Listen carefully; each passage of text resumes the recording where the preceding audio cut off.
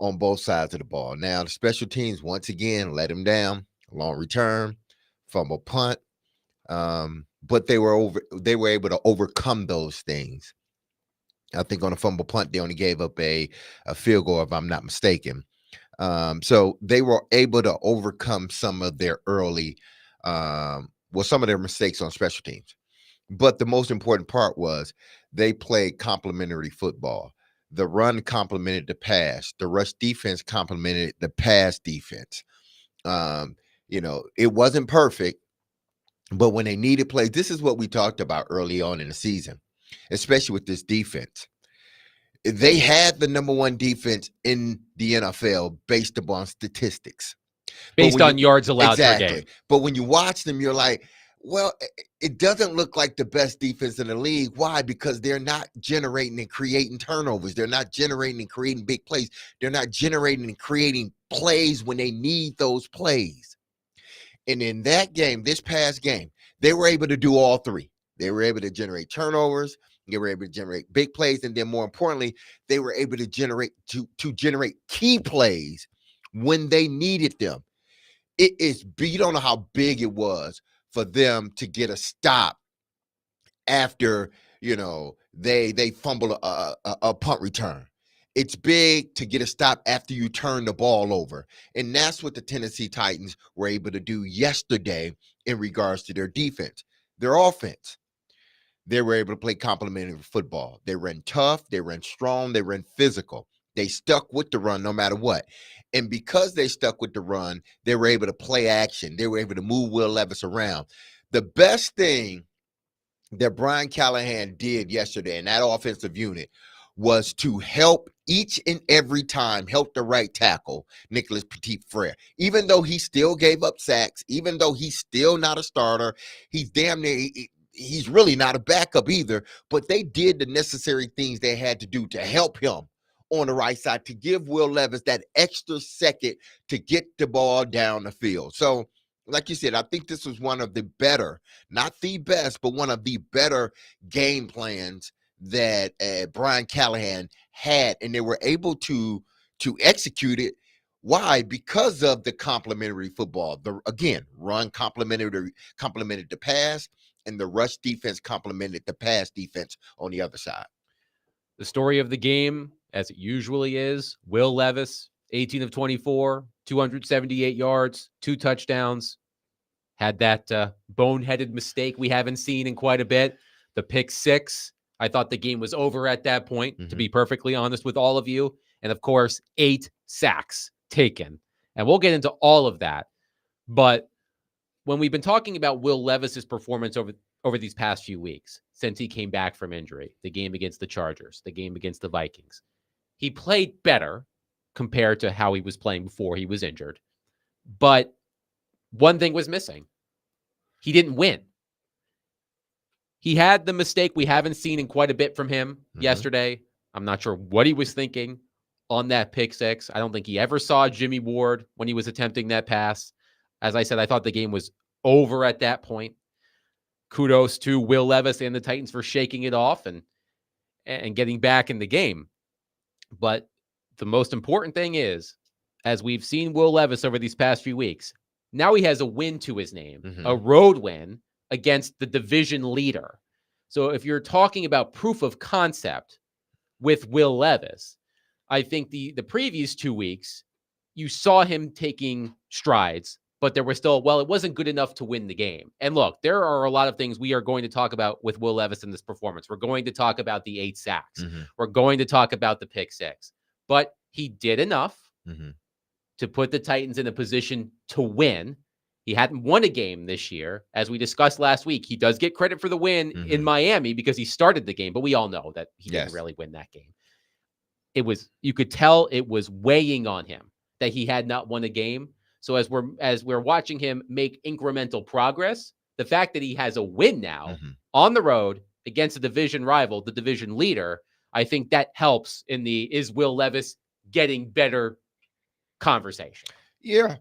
Well, listen, as long as he's not taking those 3 and 4 steps back, I think it's sort of that you have a little Derek, hold that optimism. thought. We will Okay. get back to that. Brian Callahan is at the podium. We take you there now. Clean, which is positive. We'll see how some of these guys come back that have been out. We will open Cheeto's window this week to return to practice. That doesn't necessarily mean he'll return to the roster to play this week. We'll see where he's at, let him practice, see where he goes from there. Hopefully that's a shorter than the full allotment of 3 weeks, but we'll just see where he's at. And then just on the game, a lot of the things that I felt last night, I still feel today. There's a lot of really, really good things that happened in all 3 phases.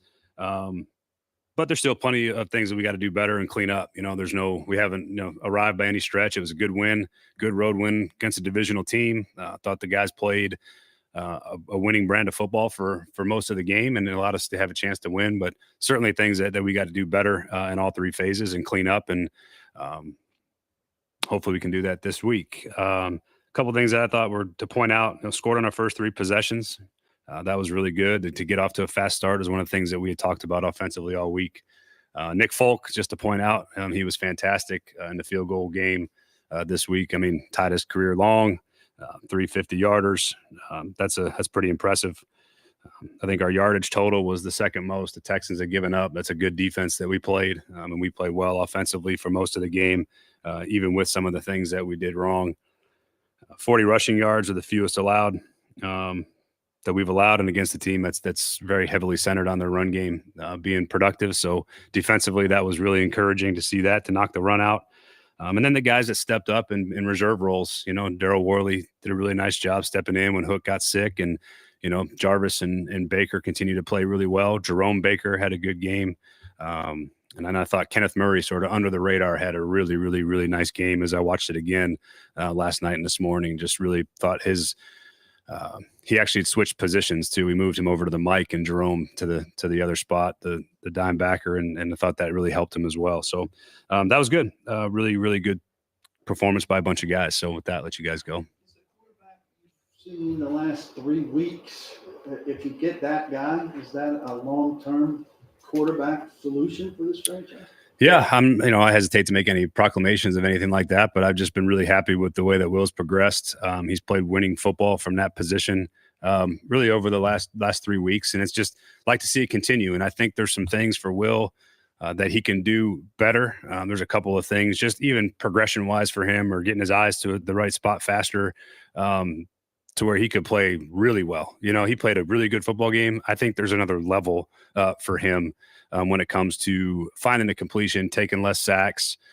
Some of those things were situational. I know one or two of them, we were sort of in field goal range, and I was very kind of strictly instructed him to, make sure we're being smart with the football, and he's just trying to make sure we didn't take any major losses. So one or two of those, he just sort of runs up in the pocket. But I think everything that he's done, the progression he's shown, the growth that he's shown is really encouraging, and I like to keep it going. And I think there's still, again, another level that we can get to and unlock from him. So wow throws from the past kind of dissipate. They're very much back. What's changed that those kind of throws have reemerged? I think there's a comfort level between Will and I in terms of the style of throws. I got a better feel for the things that he throws really well, using the players the right way for us. We've gotten better at putting those guys in better positions. And then Will's confidence to throw them. We've gotten some great looks. We've gotten exactly what we hoped we would get on some of those long balls, and just really well executed. He's got a lot of confidence right now throwing the ball down the field, and he put a couple of really great throws, which they make him look easy sometimes, but those aren't necessarily easy throws that he made, and he put them right on the money. So more of that we can do, the better. And if you can find a way to get 7-8 explosives in a game, you're going to put yourself in a pretty good spot. Sure, better than maybe he had prior to these last 2 or 3 weeks, maybe, I guess, aside from the sacks. Yeah, I think he's done a nice job with that. We definitely got to get the sack numbers down. I mean, that's not something that we can't give up 8 sacks a game and feel like it's going to be good enough. So that comes from all places. That's partly on Will. It's on the line. That's on me. There's one or two of those things they had covered pretty good. They kind of forced them to hold the ball longer. And so we can all do a better job to get that part fixed. But as far as Will just playing under pressure and playing with pressure, I thought he's gotten better every time we've played this year with him. And so that's encouraging. Wise, is he doing a better job of not letting the highs go so high and the lows go so low? 'Cause Yeah. he seems calmer in every aspect. I think that's a good observation, and I would agree with it that there's a sense of confidence and there's a sense of calmness, much more letting the game come to him, not trying to do too much, not holding the wheel too tight, just playing football. Letting your quarterback instincts take over and play the way that you need to play and take completions. And then when we get opportunities to take big ones, take the big one.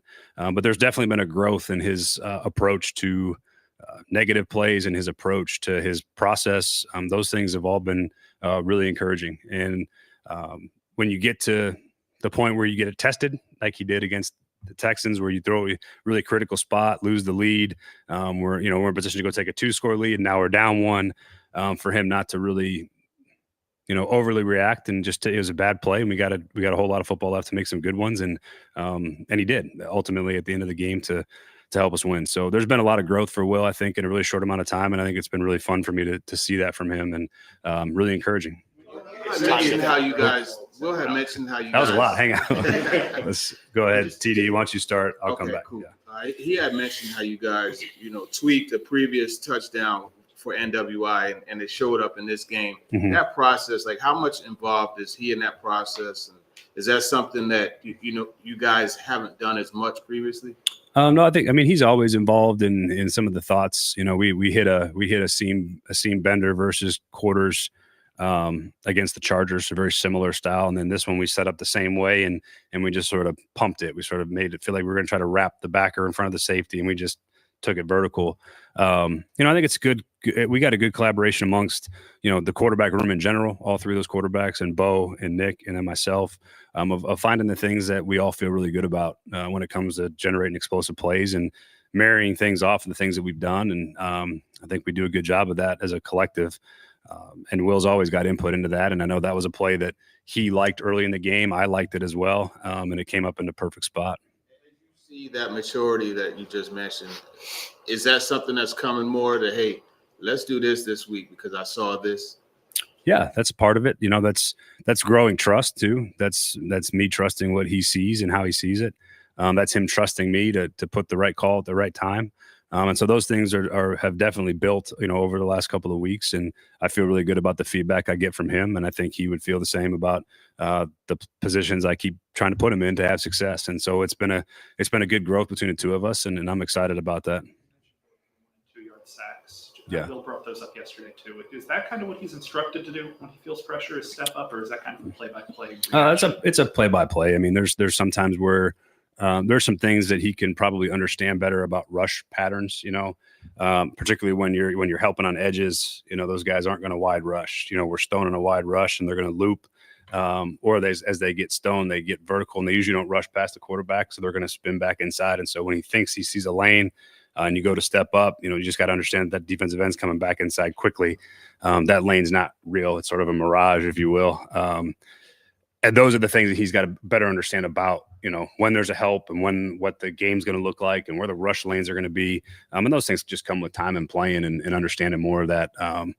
But yeah, there's definitely some things that, particularly in field goal range, where you're just, we got points on the board, be smart with the ball. If you don't have it, then just try to get what you can. And he was instructed to do that once or twice. So some of those things are on me more than they're on him. So that's just part of the give and take and the part of the game, understanding the situations in the game where we can be aggressive and where we don't want to be. After the Chargers game, when we talked about maybe his hesitance to get rid of the ball being a side effect of playing more within himself. Mm-hmm. And then yesterday you look at the time to throw and it's like on the sacks, it's like 3-5, and otherwise it's like 2-3, and the stark divide there. Is that like a next step for him to know that you can create a little bit, you can throw the ball away, finding out what to do after? Like, it seems like that first read, if it's there, he's all over it on time, and otherwise there's definitely 2 or 3 of those plays where there's part of the progression where you might find a way to get back to a guy that's either coming open or would be open.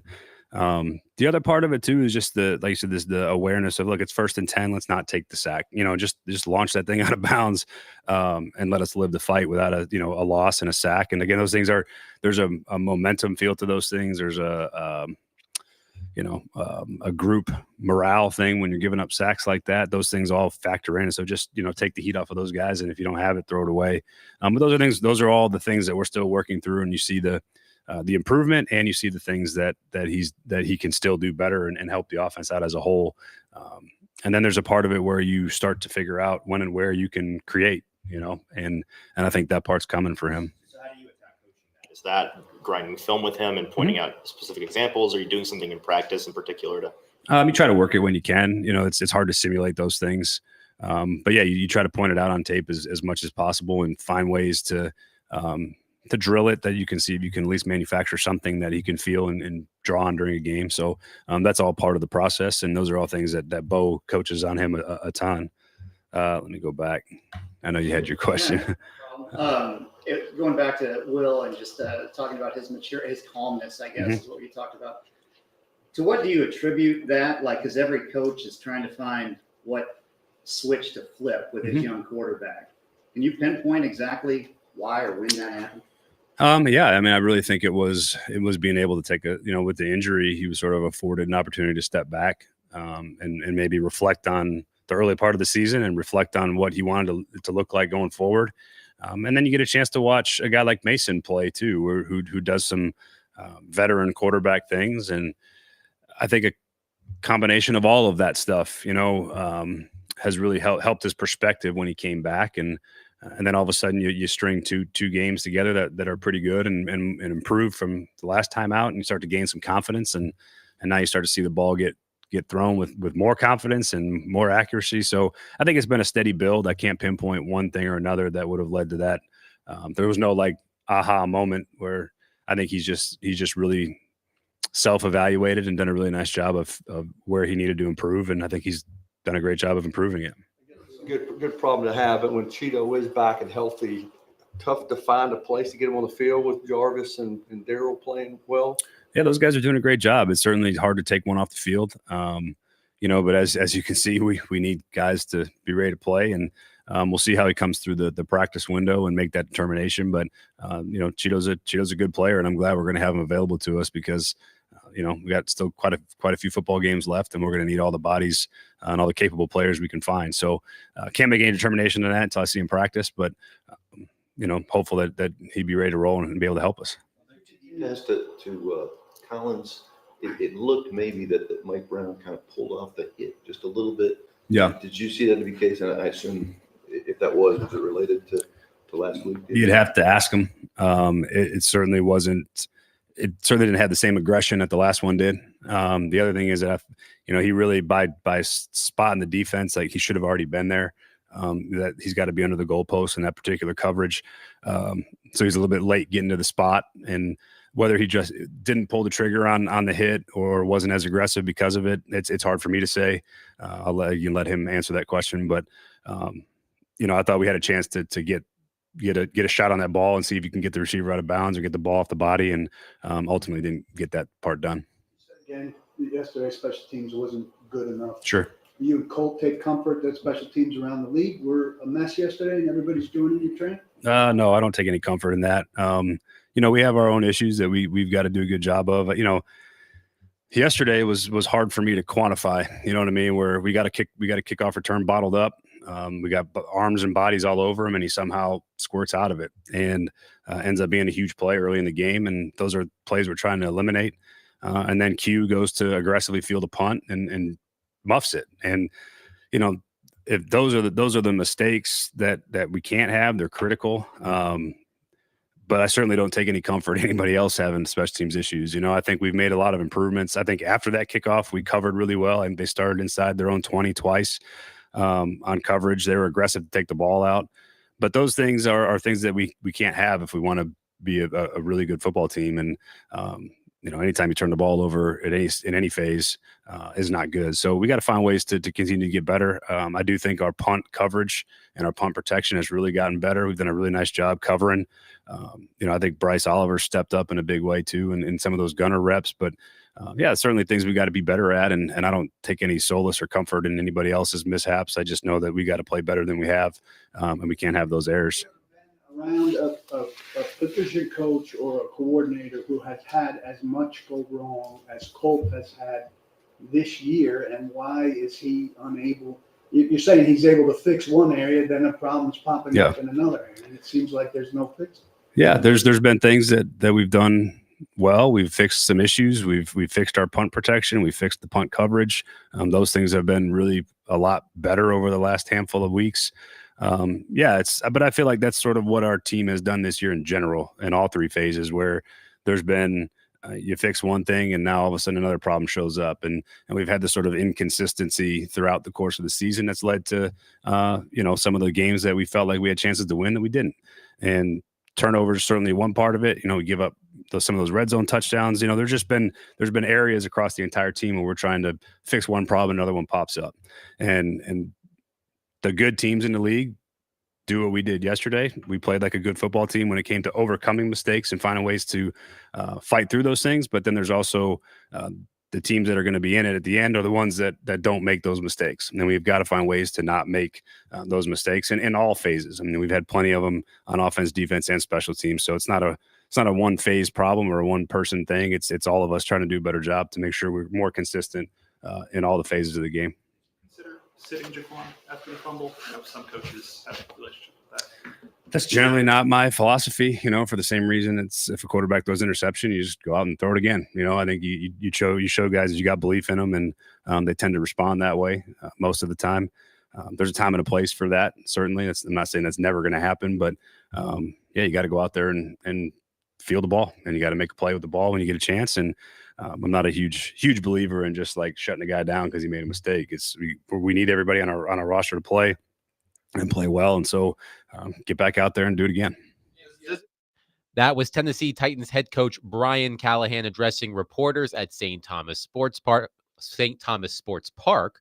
A lot to react to there, which we will do next. Willie Donick will also join the program live from New Jersey, where the Predators will face the Devils tonight. 615-737-1025. Derek Mason, Adam Vingan, 1025-1063. The Game.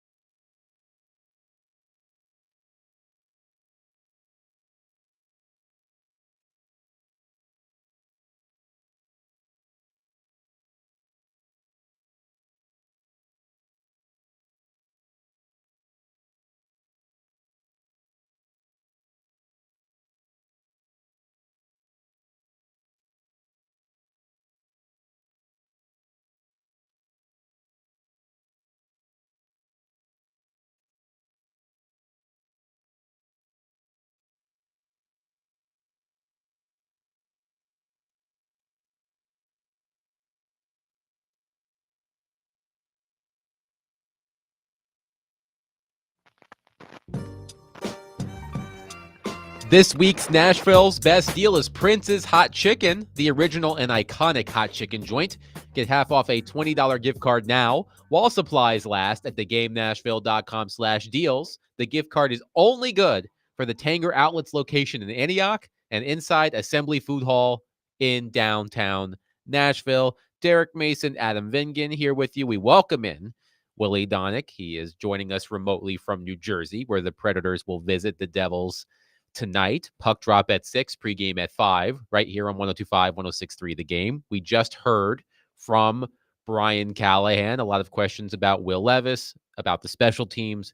We'll get into all of that. We want to hear from you. 615-737-1025. Our phone and text lines are driven by WilsonCountyHyundai.com. Now, yesterday when the game started, I was actually not at home for opening kickoff. I was at the grocery store doing my weekly shopping when I received a text from Willie Donick that said, "Great start." And you could, it was dripping with sarcasm.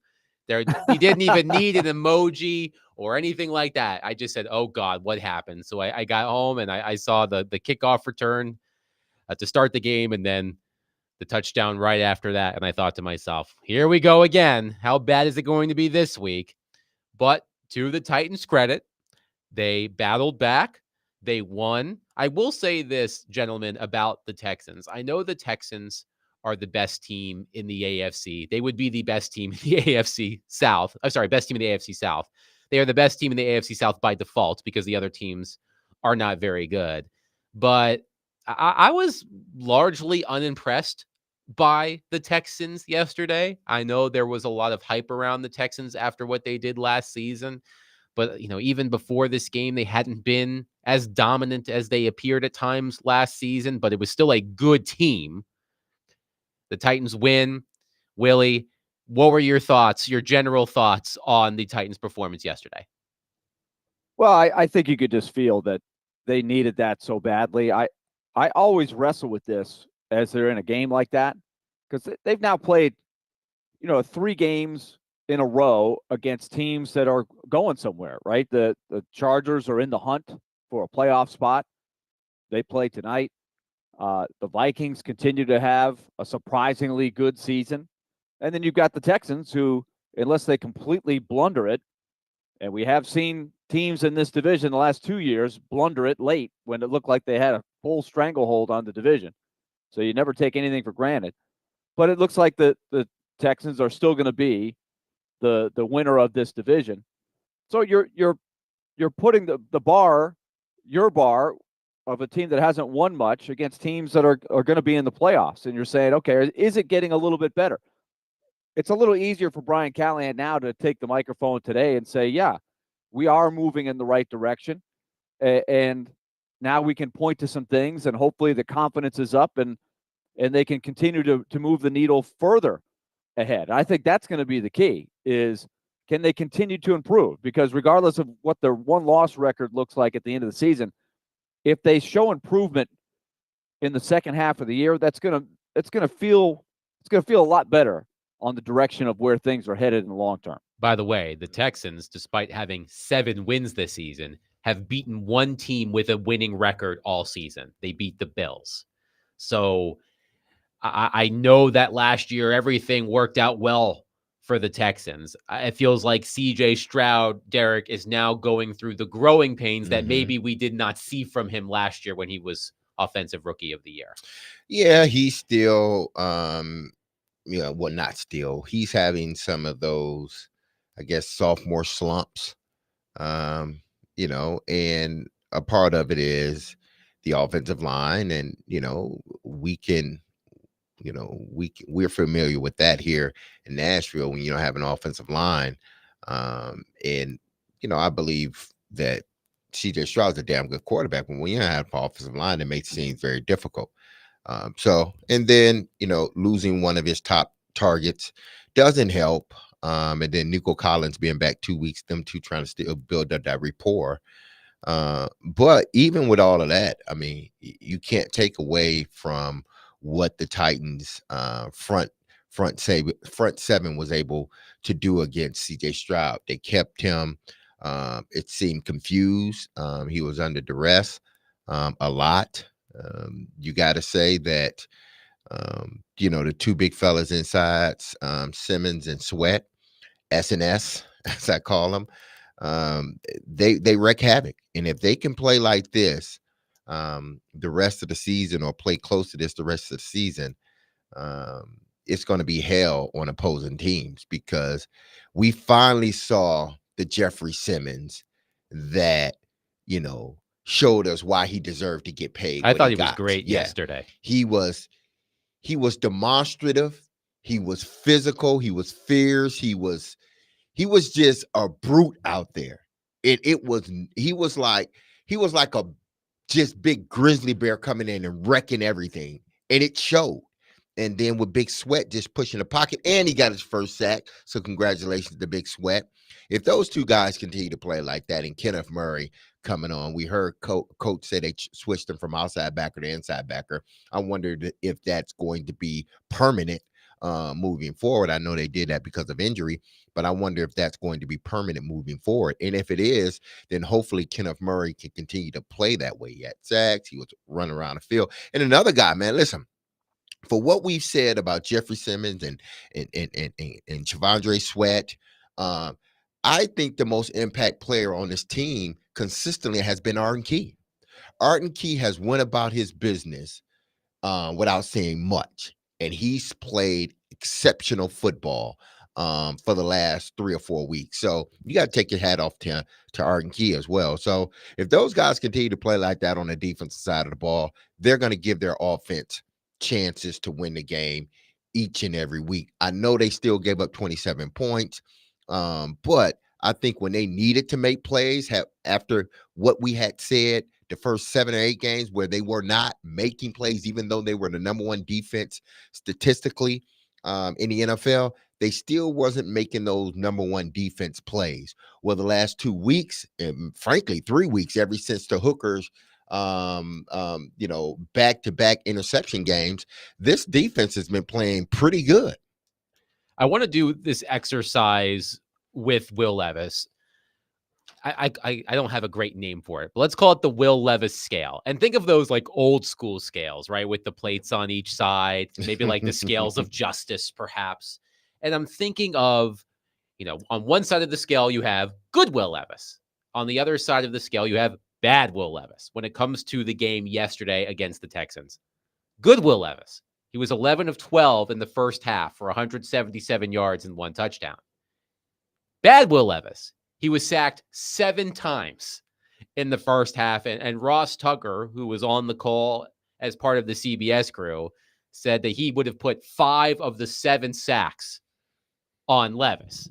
Also bad Levis. The pick 6 to Jimmy Ward, reminiscent of the turnovers he had early in the season.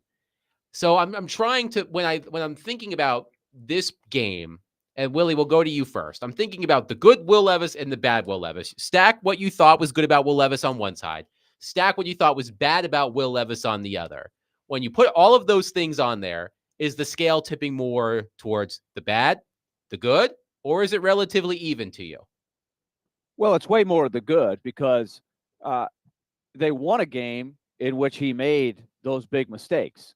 And you can only do that if you compensate for some of the big mistakes with big plays. And I think people can live with an occasional bad throw where he's taking a chance or maybe makes a bad read if he's burning the defense like he did down the field. That's what was missing earlier in the year, right? They were trying to throw more high percentage passes. They really weren't connecting down the field. We talked a lot about the one against the Jets that was a little bit miraculous, more so than a great play. But yesterday looked like a team that, hey, look, you better watch out because they can hurt you down the field. And that has opened up a lot, ironically, since they traded DeAndre Hopkins. So I like what I'm seeing there. And you can live with an occasional pick 6. You certainly hope that he can weed some of those out over time. And then the other thing, the holding the ball definitely is a big issue right now for him. But this is the beauty of having the runway to work through some of this stuff. And if he keeps moving in the direction he's moving right now, I think he is working his way towards being the starter again next year, which is which will enable them to go address other big holes on the roster. He has thrown a touchdown on a deep ball in each of the past 3 games. Against the Chargers, it was a 41-yard pass to Calvin Ridley. He had the 98-yard touchdown pass to Nick Westbrook-Akine against the Vikings. And these are on passes that travel at least 20 yards in the air. So this does not include Chigakonkwo's touchdown yesterday. And then he had another deep pass to Nick Westbrook-Akine yesterday. So that is 3 consecutive games with a touchdown pass that travels at least 20 yards in the air. And that is part of the reason why, Derek, people were so tantalized by Will Levis in his draft year, his ability to throw the ball deep and make plays. And those wow throws, as they've been referred to, were not there early in the season. It felt like the Titans were almost purposely taking those away from him. But we've seen these past 3 weeks since he's come back from his shoulder injury, he's let it rip. That doesn't include, for example, the 51-yard touchdown to Calvin Ridley that was called back because of an illegal formation penalty. So he could have more. But I've been impressed, really, with Levis's ability to throw the ball downfield and make plays. Listen, that's not the way I see it. I'm not impressed because I knew he can do it. I'm impressed when I don't know you can do it. You haven't shown it to me, and then all of a sudden you do it. I'm like, I'm impressed. You That's did fair. that. You hadn't showed that. But these are things that Will Levis has done in the past. So I don't get too happy when I see those are throws that I believe Will Levis should make. Just like when Jeffrey Simmons, 4 or 5 games ago, where he got some pressure or he played a good game after playing a subpar game. I was like, okay, that's what I expect from you. So I'm not too happy about it. It's like, that's what we expect. That's what we pay you for. So you didn't do anything outside of what you haven't shown us already. And that goes for Will Levis too. The throws that he made are throws that we know Will Levis can make. He just needs to make them more accurately when he has an opportunity to make those throws. Don't underthrow or don't overthrow or don't, predetermine it and launch one down the field into triple coverage. We know you have the strong arm. We know you can put a ball down there when you need to and have to. It's about consistently being able to do that. And when it's not there, are you able to now work your way down from the deep pass, work your way down and deliver passes, whether it be, on shallow crosses, slants, or the intermediate when that long ball isn't there. But when Will Levis does that, he gives the Titans an opportunity, and they complete him. He gives the Titans the opportunity to run the football even more. Or you could say when they're running the football effectively, it gives Will Levis that ability to throw the ball down the field. Why? Now because they have to account for another guy in the box. The Titans are now going to get another guy in the box, which means there's only one safety, and Will Levis typically can see that a lot quicker. So the things that Will Levis was able to do yesterday, as far as his deep ball throws, that's something that I expect from him. That's why they brought him here. That's like saying, oh, the plays that Patrick Mahomes made. That's what he does that all the time. So I'm not surprised anymore when he does a behind the back or over hook shot throw to Travis Kelce. I'm not impressed anymore. It's great, but you've shown us that. We know that's who you are. You just that dude like that. So it's not impressive anymore. Now if somebody else does it, yeah, it's impressive. Will Levis has a strong arm. Those throws he needs to make in order for the Titans to win. And yesterday he made those throws, okay? Now, on the flip side of that, he holds the ball too damn long sometimes. There was one play in there, and I think I texted you guys right after that, where there was a rush, but the rush didn't get to him. And he went into this fetal position before the rush even got to him. And he sort of fell into his guy. And then subsequently, because he anticipated it or he sort of was seeing ghosts, he ended up getting sacked. Those are the things that Will Levis has to work himself out of. And I know everybody's sitting here and they're saying, well, Derek, they won the game. He played great. Man, give him a pass. I understand all that stuff, but I come from a different school of thought. Keep doing it.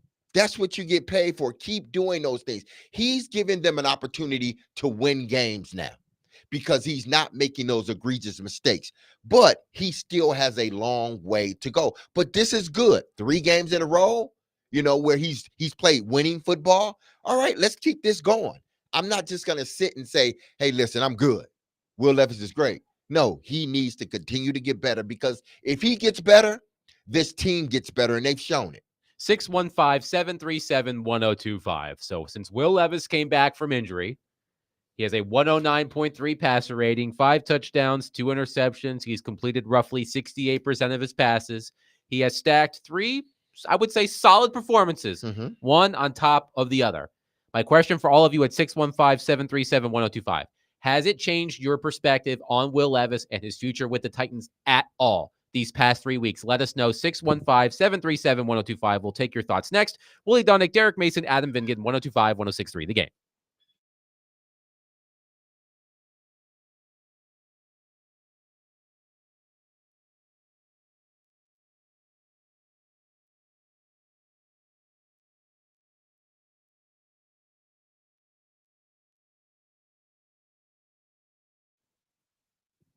All right, time to tell you about League Company, proud sponsor of the Nashville Predators.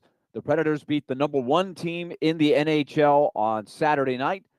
And tonight, all they have to do is beat the number 2 team, actually tied for number 2, the New Jersey Devils. So that's coming your way tonight at 6 o'clock. And our coverage will begin at 5 o'clock here on 102.5 The Game, brought to you by League Company, among other great sponsors. League Company has you covered in your household when it comes to the things that need to run efficiently year in and year out.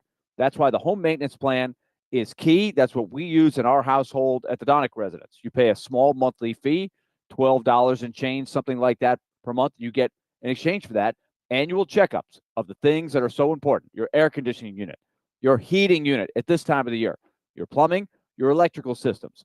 And they will find the small problems before they become big problems.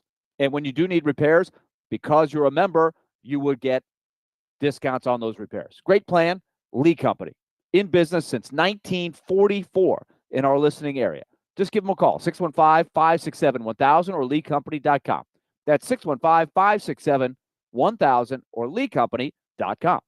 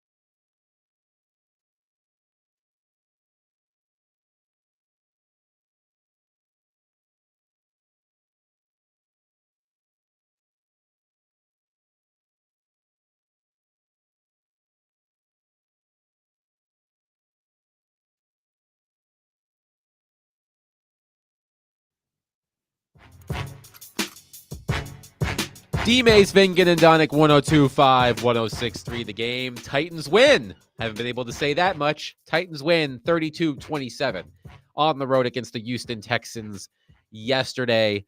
My question to all of you before the break at 615-737-1025.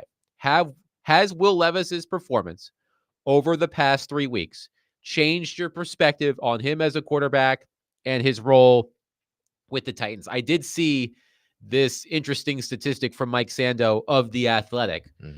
Starting quarterbacks are now 3 and 33 since 1960 when taking 8 sacks and having an interception returned for a touchdown. So history suggests Will Levis should not have been in position to win the game, but to his credit and the Titans' credit, they did, despite the fact that he was sacked 8 times and had an interception return for a touchdown. So on our text line driven by WilsonCountyHyundai.com, Robert says Will Levis has absolutely showed that for now, meaning he's shown progress. He deserves to be the quarterback into next year if he continues to play and progress from the first 17 games. I believe we were too quick to judge, and that is only going to get better. On the flip side, an unnamed texter says, sorry, I'm still out on Levis. Fool me once. So it seems rather split here, Willie, and I think that's what I expected. There are growing to be people who have been impressed by Will Levis and hope that this is just the start of something possibly good, and others who just think it's fool's gold, for lack of a better term. Let me build on something that D-Mace was saying in terms of, look, we knew he had the ability to attack and hit big throws down the field. And so he's just doing what we thought he could do before the season started. So what's the next level? And here's what I would do to illustrate that. If you look at his stats from last year and from this year, largely they are identical at the end of the day. Passer rating, just passer rating, last year ended up at 84.2. This year it's at 85.6 with this little surge that he's on. Those last 3 games have gotten him up to that. His QBR last year, 33.2, very poor because he gets sacked a lot, right? This year, it's up to 36.7. It's come up, but it's still not where you want a good starting quarterback's numbers to be, both of those numbers, right? So the key is what happens in the next few games. Is he going to continue to move on the graph up in the right direction, right? I think that's the critical part here. He's given you a little bit more hope that it's not a, hey, throw this guy away with the bathwater. I've seen enough. It's okay.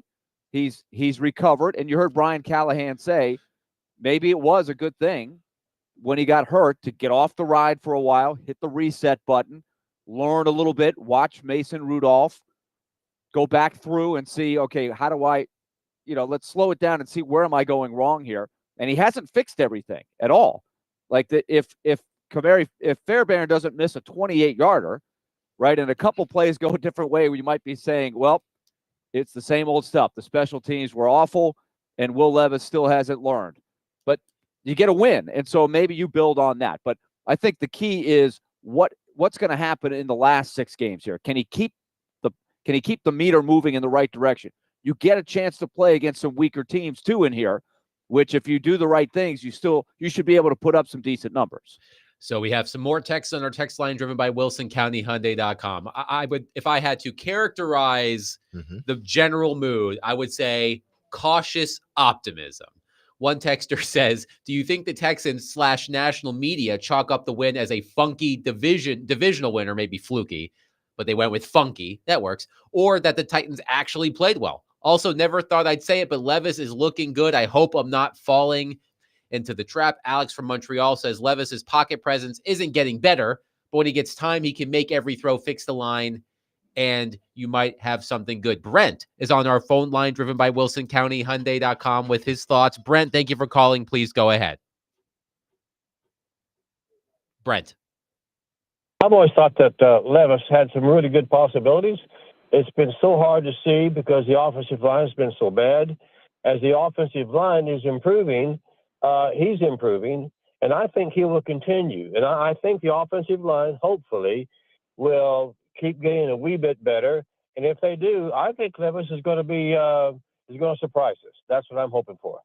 Thank you for your call, Brent. And let's Derek, let's talk about the sacks for a minute. So 8 sacks. Will Levis has been sacked 20 times in 3 games since returning from injury. As I said, in the first half, sacked 7 times. Ross Tucker, who knows a lot more about football than I do, said that he would put 5 of the 7 on Levis. Here are some pass block numbers courtesy of PFF via our friend John Glennon. J.C. Latham allowed 5 pressures, 2 sacks. Nicholas Petit-Frere also allowed 5 pressures and 2 sacks. So there, again, it comes down to if you can get the offensive line fixed or as close to fixed as you can possibly get this offensive line, maybe the Titans have something here in Will Levis. When you watched, you touched on it earlier, but I'd love to hear more quickly. When you look at the sacks that he took yesterday, how much of those do you put on him versus the play of us offensive line? Without actually looking at the coverage, which I will go back and do once the all 22 come out, there were a few of them that were on Will Levis, and I was listening to Ross Tucker, and Ross has played that offensive line position for many years, so he understands and knows, and he's watching it because he's commentating the game. So I'm sure he saw not only what was going on in the pocket, but he saw the coverage as well. Will has to figure out, and I'm not sure that he will this season. And I said this before, he's shell shocked right now when it comes to the offensive line. Even when there's no perceived pressure, there is pressure. He's feeling it. I explained before we went to the break on one of those plays, and I need to go back and find that play. It was early in the game where there was no rush. And he almost as if he predetermined there was going to be some rush and felt something and went into this like fetal position and corralled the football and sort of fell into his own guy. I don't know if he closed his eyes and did it or whatnot, but he had an opportunity to escape the pocket, step up, escape the pocket, and get some yardage. But because he's been in those scenarios so many times, the first thing he does is his body reacts and he goes into this, protective football mode instead of keeping his eyes down the field, looking for a place to throw. Those are things that I don't know if he can or if he can't work himself out of those. Sometimes guys just get so in their head because they've been sacked so many times that no matter what you do, what you say to them, how good the line may end up getting, there's still a part of him that feels, man, the pocket is closing in, when in actuality, it's not. So if he can get past that, which I'm not sure he will be able this season, but if he can get past that, I think you will start to see more of the growth that we've been hoping for. But right now, he's shell-shocked in a sense, and he's not at times making the reads that he needs to make. 615-737-1025. Derek has a theory as to why Will Levis has been playing better over the past 3 weeks, and he hasn't shared it with any of us. So we're all going in blind as to what this theory is, and Derek will explain next. 615-737-1025. Continue to take your calls and texts on the game as well. Titans win 32-27. Derek Mason, Adam Vingan, Willie Donick, 102.5, 106.3 The Game.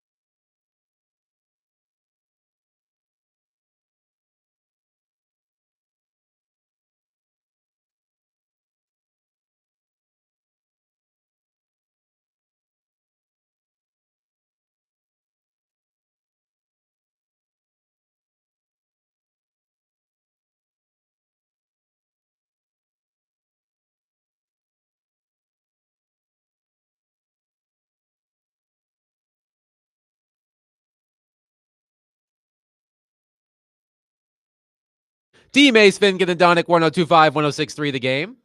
Broadcasting from the Busy Bee Plumbing, Heating, and Air Conditioning Game Nashville studios, home of the $99 yearly Beehive membership, where the buzz is always about great service. Willie Donick, Derek Mason, and Adam Vingan here with you. Titans win. Again, haven't been able to say that very much, so I'm going to take advantage of it. Titans win 32-27 against the Houston Texans yesterday. And before we get to Derek's theory, as I said, Derek texted us earlier today and said, I have a theory as to why Will Levis is playing better, but he didn't tell us. He didn't tell us what it is. So we're all on pins and needles as to what Derek's theory is. But before we get to that, Chris is on our phone line, driven by WilsonCountyHyundai.com, with a thought on Will Levis. Chris, thank you for calling. Please go ahead. Yes, I'm proud of what he's been doing so far and how the Titans have done lately, but I'm still worried about his decision making. Where the last drive he almost took them out of contention for the field goal. So those decision making he makes sometimes still leave me question whether he's the guy or not. And I'll hang up and listen. Thanks, Chris. I think Chris Willie speaks for a lot of Titans fans with that particular opinion. I think if we're being realistic, for him to all of a sudden fix every single thing that has been a flaw in 1 or 2 weeks, it just wasn't going to happen. But you have to say that he has at least recovered to the point that he looks more like he did at the end of last year, where you're sitting there saying, okay, I see flashes of something pretty good here. Can he get better? So I see, like, if you had wherever you had the graph at the end of last year, he took a dip before the injury this year, right? A pretty significant dip where you almost were saying, this guy, I might just throw this guy out of the school, right? He's got no hope. But to his credit, he's gotten the graph to go back up. And I think it's about to cross over where he was at the end of last year. I think we're being fair. Now the question is, what's next? Can he continue week by week to cut down on some of those things? The next big thing for me is exactly what D. Mace was saying about the sacks. There's a lot of sacks that shouldn't be sacks. He has been sacked now almost 15% of the time. That is astronomically high, right? So I don't care how bad the offensive line is. There's ways to avoid some of the sacks. And as Will Levis pointed out yesterday, it's an odd thing. And D. Mace was talking about it. Brian Callahan also mentioned it in his press conference when he was getting peppered with questions about this. There's a lot of sacks where he steps up and the sack ends up being 1 or 2 yards. Like, if he were a little quicker, maybe he could turn those into some runs that turn into Vince Young kind of runs, or, pick your favorite quarterback that hurts you with his feet, but he's not quite good enough to do that. So he's got to be thinking more of knowing where the pressure's coming from, where can he escape to make plays one way or the other, and not have these plays just die because he steps up right into the pressure or he's not quite quick enough to get away. That's a big thing to watch. Can he get better in that area between now and the end of the season? Derek, I turn it over to you. I can't wait to hear this theory. The mic is yours, my friend. Yeah, and the funny thing about it is that Chase came in during the break and started talking, and the last thing he said before he left was the reason why I do believe that there seems to be this sort of rapport, this new rapport built with Will Levis and Calvin Ridley. I know I remember saying at the beginning of the season that, okay, you bring in Calvin Ridley, you bring in Tyler Boyd, you have D-Hop, you have Nick Westbrook-Ikhine, and you have Treylon Burks, and you're trying to figure out how to mesh all of this. You go out and you pay all this money for a top flight receiver, so he becomes number one on the board. He is the guy. Then everybody else sort of falls underneath that. Well, the problem with that is that you also have a Hall of Fame player coming off a 1,000-yard season, was the only bright spot in your offense. And now he's been relegated to the number 2, a guy that believed in his mind he still can play. Just give me the damn ball and I'm going to catch it. And he was right. Just throwing the ball, and more than likely, he will catch the football. As I've always said, there's only 2 other guys in this league, minus myself, there's only 2 other guys in this league that I think catches the ball better than D-Hop in the history of the NFL. And that was Fitzgerald and Chris Carter. Those 2 guys, they just had an uncanny ability to and make it seem so easy. And D-Hop was another one of those guys. You don't see those guys too many times around the league where catching a football is like they can do that in their sleep with their eyes closed. That's how natural it looks. It's like they were catching the ball in their mom's womb. So when you add Calvin Ridley, you have a D-Hop, and not just that, the most important part is you have a young, impressionable quarterback. With the veteran quarterback, there would have been no problem because that veteran quarterback understands, man, listen, I don't care about y'all egos. I'm just throwing the ball to the open guy, a la Patrick Mahomes, Josh Allen this season, Lamar Jackson, Burrow. I'm just throwing it to the open guy. I know who my number 1 guy is, but I'm just throwing it. I'm not going to force anything unless it's one of those moments in the game where I just got to get it into the hands of my number 1 pass catcher. But beside that, I'm just throwing the ball to whoever's open. And don't come to me complaining or anything else about the football because I'm going to get it to you. All right? Don't worry about it. But when you have a young quarterback, he feels that, man, I got to get the ball to this guy. And there's been way too many times this season early on where it was either one or the other, where Will Levis is trying to force the ball into Calvin Ridley because he wasn't getting the ball, or trying to force the ball to D-Hop because he hadn't been getting his targets. That is stress put on a young quarterback because every time he comes to the sideline, he has to hear, man, I got to get this guy the ball. Or you sit down and say, man, I was open right here. Did you see it? And he's thinking like, yeah, but man, so he has so much stuff going on. And with all these people in his ear, and I'm not saying that D-Hop was in his ear, but like D-Hop hasn't been targeted. Everybody feels it. D-Hop would never say anything. Everybody feels it out there on the field. So now your next thing is, man, I got to go out here and I got to make sure I throw D-Hop the ball. And when you try to force it into somebody, that's why you get an interception, pick 6, Green Bay game, or interceptions in a game where it's like, where are you throwing? Why are you forcing the ball into that? Why are you forcing the ball to that player, Will? Why? Because he knows, like, I got to get him the ball. He hasn't been a part of the offense. Well, while you are trying to get him the ball, you're neglecting the other guy on the other side because this young quarterback don't know which way to go. It's like, man, I got to appease both of these guys. He doesn't want to make anyone mad. Now that equation has been taken away from him. And that is what I had been saying the whole time. It wasn't that I didn't think D-Hop could play anymore. I thought he slowed down their offense. I really did. But I think for the good of that young player, you needed to remove one of those guys to let him concentrate on his one guy, and then everybody else sort of, get catches after that. Look at what he's been able to do, Calvin Ridley, since D-Hop has been gone. He's been slowly coming on as a receiver, and it doesn't feel like Will has to force the ball to him. I'm going to get it to him, but I know I can get it to Nick Westbrook-Ikhine. Nick ain't going to say nothing, because why? Because Nick just goes out there and do his job.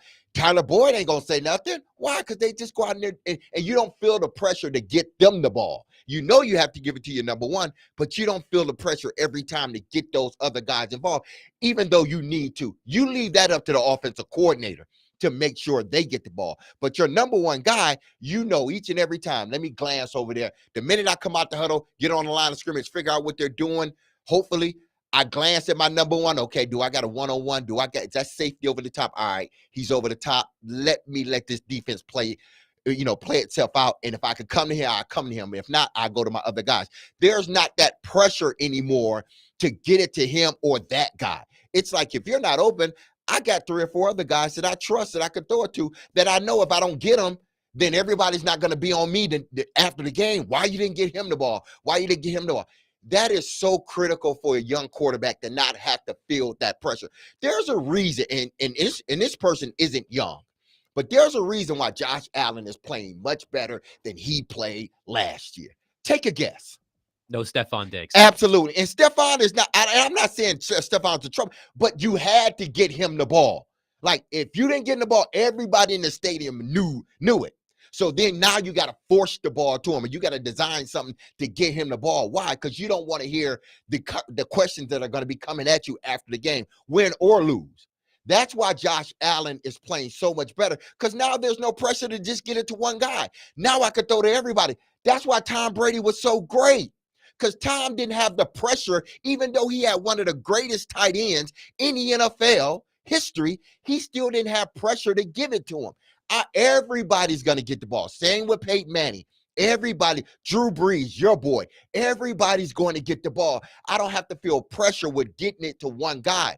Will Levis don't feel the pressure anymore to get it to one guy. He knows he has his number one guy, but he also knows that those other guys will go out there and get the job done. But if by chance I don't get them, I'm not going to hear after the game, well, why didn't you throw Nick Westbrook-Ikhine the ball? Why you didn't throw Tyler Boyd the ball? Right. Why you didn't throw this guy the ball? He's not going to hear that anymore. That's stress taken off of him that he didn't need. By the way, Willie, Calvin Ridley in the past 5 games, so this is since DeAndre Hopkins has been traded. 29 receptions, 44 targets, 451 yards, 2 touchdowns. It's a process of elimination. And I'm not saying that Hop was I'm not saying that Hop is the one that went out and said, I need the ball, because that's not him. But when you can, it's addition by subtraction. And when I was saying that to everybody, it was, oh, you're hating on him. I've been through this, people. Why do you think I can talk about this? Why do you think y'all listen to this show? Because I give you insight that you're not going to get anywhere else, because I played the position, I understand the position, and I understand everything that goes around him. When a guy's not getting the ball, when he's not, when he is. Willie, what did I tell you? When a guy's looking a certain way. What did I tell you about D-Hop when he finally caught that one ball? It was like, finally y'all gave me the ball. I know the mannerisms. I had them. I did them. So I know them. And it's not, it's what makes those great receivers great. Exactly. In a lot of ways, right? But it looks much more cohesive in terms of everybody knows what their role is. Absolutely. Now, especially with Nick Westbrook-Ikhine playing as well as he's played since the trade. He has found a niche. It just seems like the pieces fit. I would start with this too, D-Mace. You're talking a lot about the psyche of Levis and what effect that trade had on him. I would also challenge you. I would love to hear what you say. I think Ridley now knows, okay, now I know I'm going to be the featured guy. I don't have to think about that anymore. I'm not stressed about it. Treylon Burks is not in the mix. Now D-Hop's not in the mix. I am what I set out to be when I signed here, and that is the number one threat. I know how the coach is going to try to use me. I got my quarterback now knowing where I like it, what patterns work best, and that they're building a pretty good rapport there. And the other guys are filing in behind. Now even you got Boyd finding he was relevant really for the first time all year yesterday. That was what they kind of signed Tyler Boyd to be, right? But he hadn't really found his niche. But it's like everything's falling into place with that one move. Yeah, it is. And this is why it's especially, I went through it with Joe Flacco. And what was so good about that situation was they brought me in. I'm a veteran guy. I'd been in the league already 8 years. Then they went and drafted a young guy in Mark Clayton out of Oklahoma, who was a hell of a receiver at Oklahoma. And had he not gotten injured, I think he would have been a hell of a receiver in the NFL. But they go out and they get me and they draft Mark in the same year. But everybody knew their defined roles. And then they had people like DeVar Darling, who I thought was a really good wide receiver out of Washington State. And, they had some other guys, Clarence Moore, guys like that. But everybody knew their role. Like they knew, hey, Derek's the number one. Mark is the number two. DeVard and Clarence, y'all going to get whatever's left over. But everybody knew their defined roles. And I don't think everybody knew their defined roles, or they were trying to figure it out when it was D-Hop and Ridley. Well, who's the number one? Ridley's supposed to be the number one, but everybody's screaming about D-Hop's the number one. That gets confusing to a quarterback because the pressure's on him now to make sure that both of these guys are satisfied at the end of the game. 615-737-1025. We have loaded phones, so we will get to you next. 615-737-1025. Willie Dunnick, Derek Mason, Adam Vingan, 102.5, 106.3, The Game.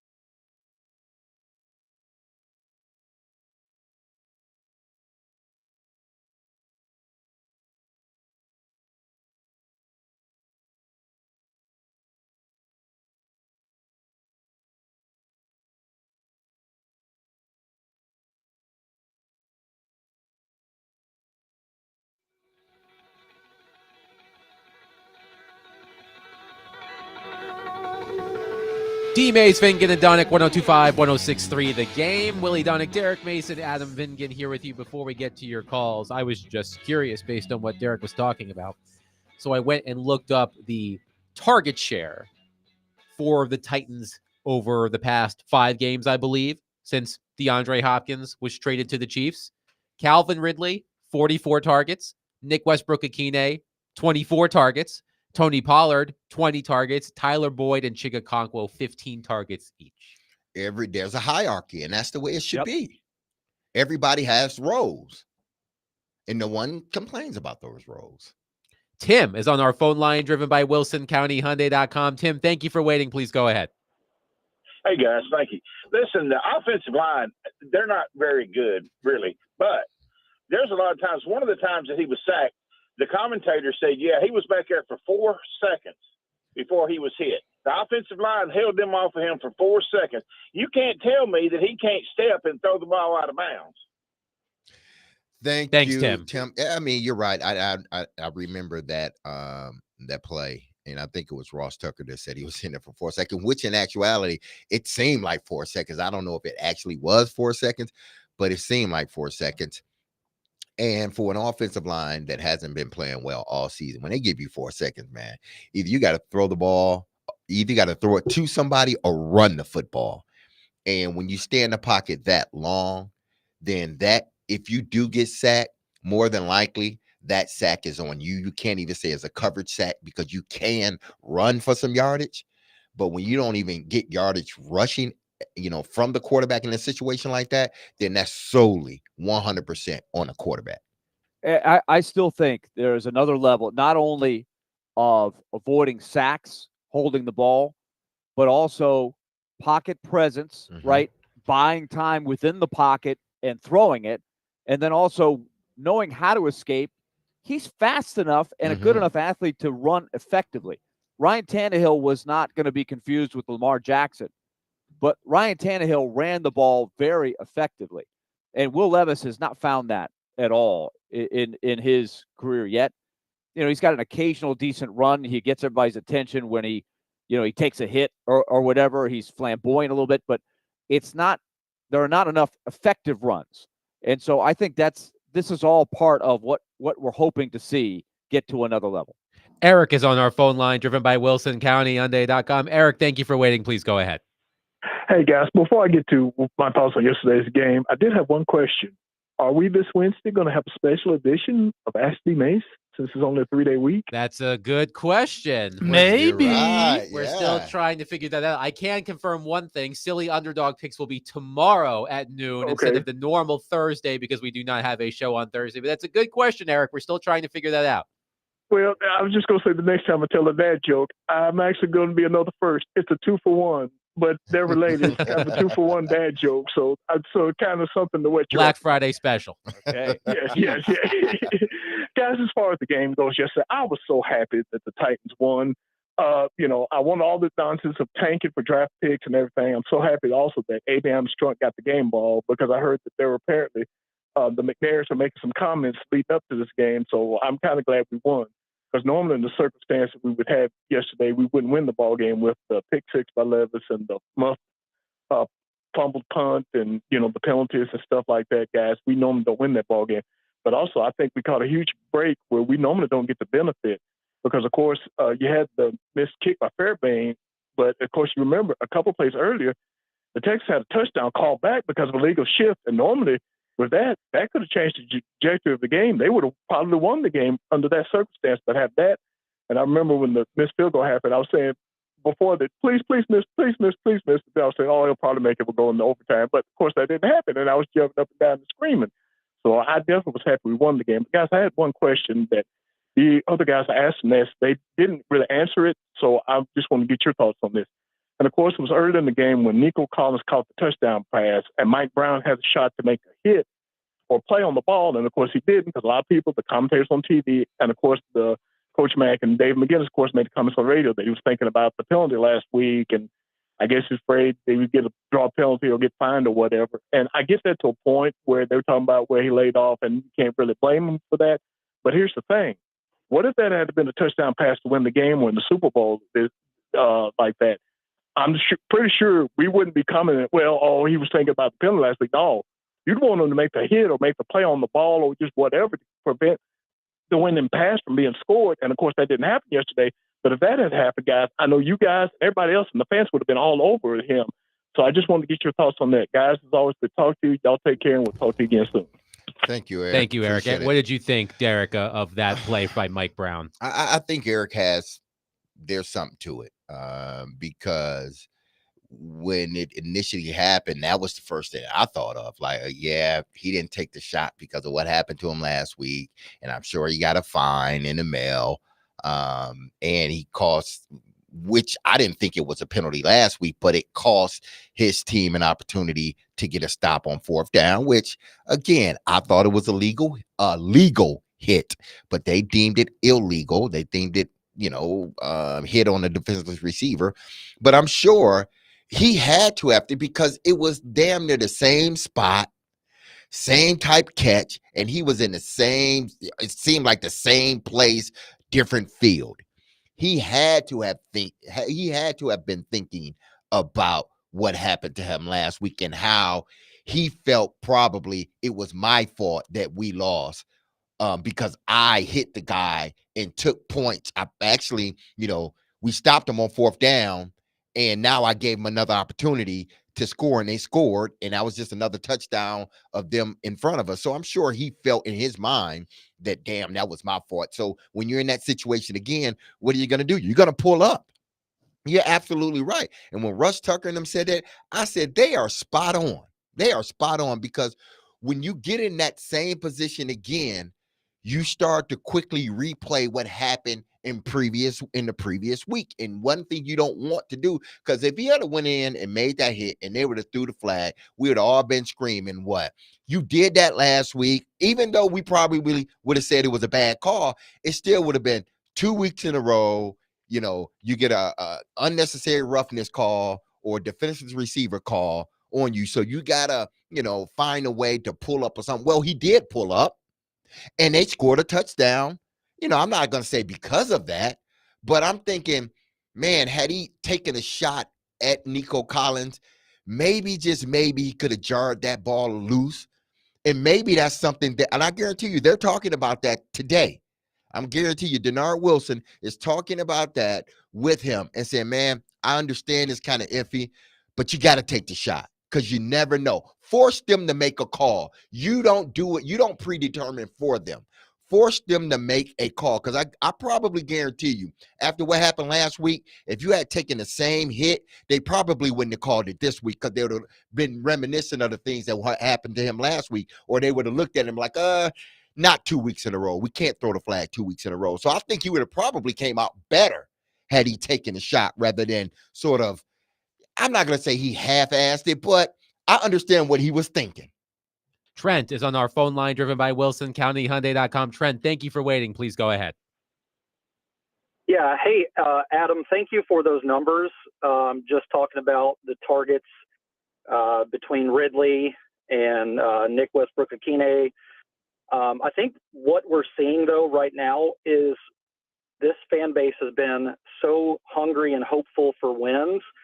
What's happening is NWI is giving highlight reel catches and touchdowns, and that's making a lot of people, in particular, one person in my fantasy group that's also a Titans fan, he believes that NWI could be a number one wide receiver.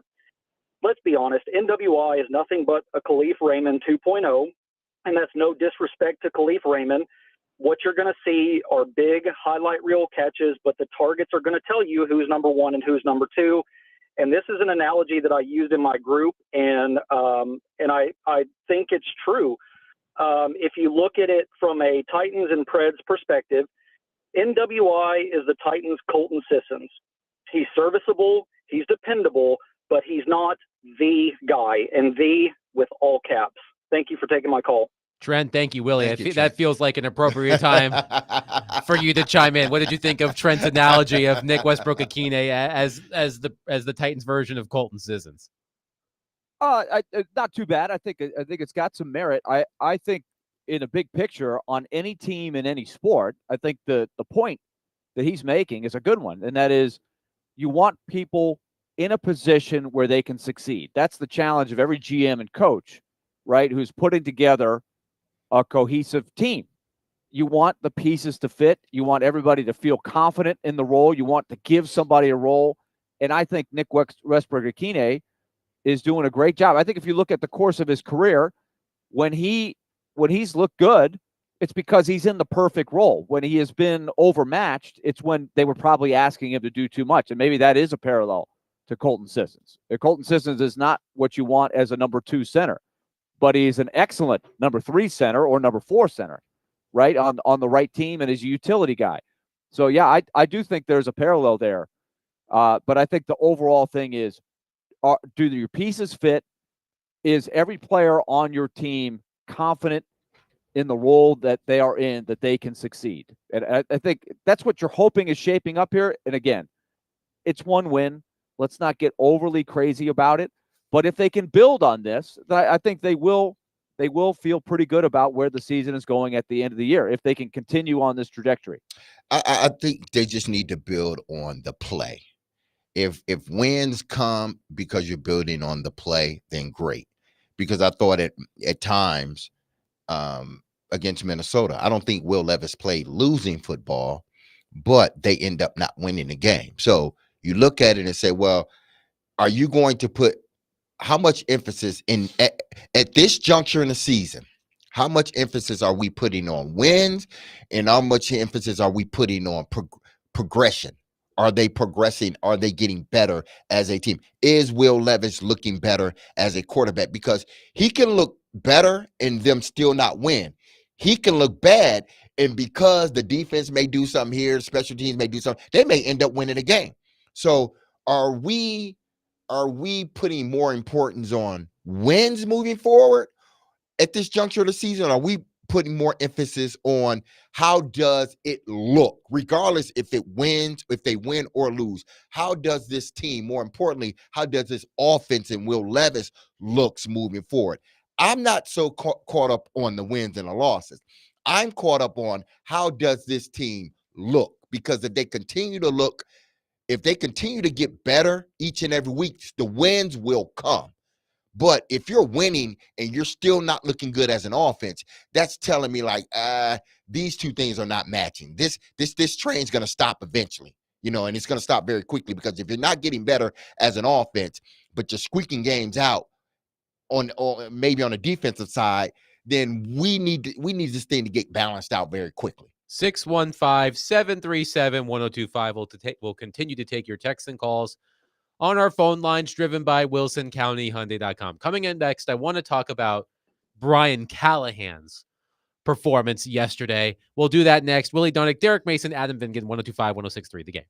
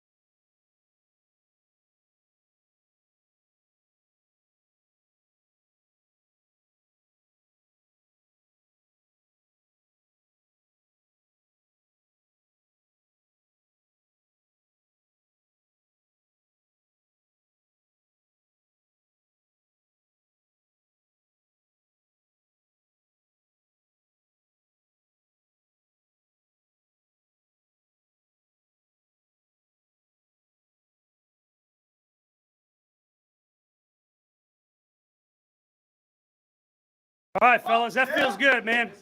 That feels good. And here's what the best part about it was.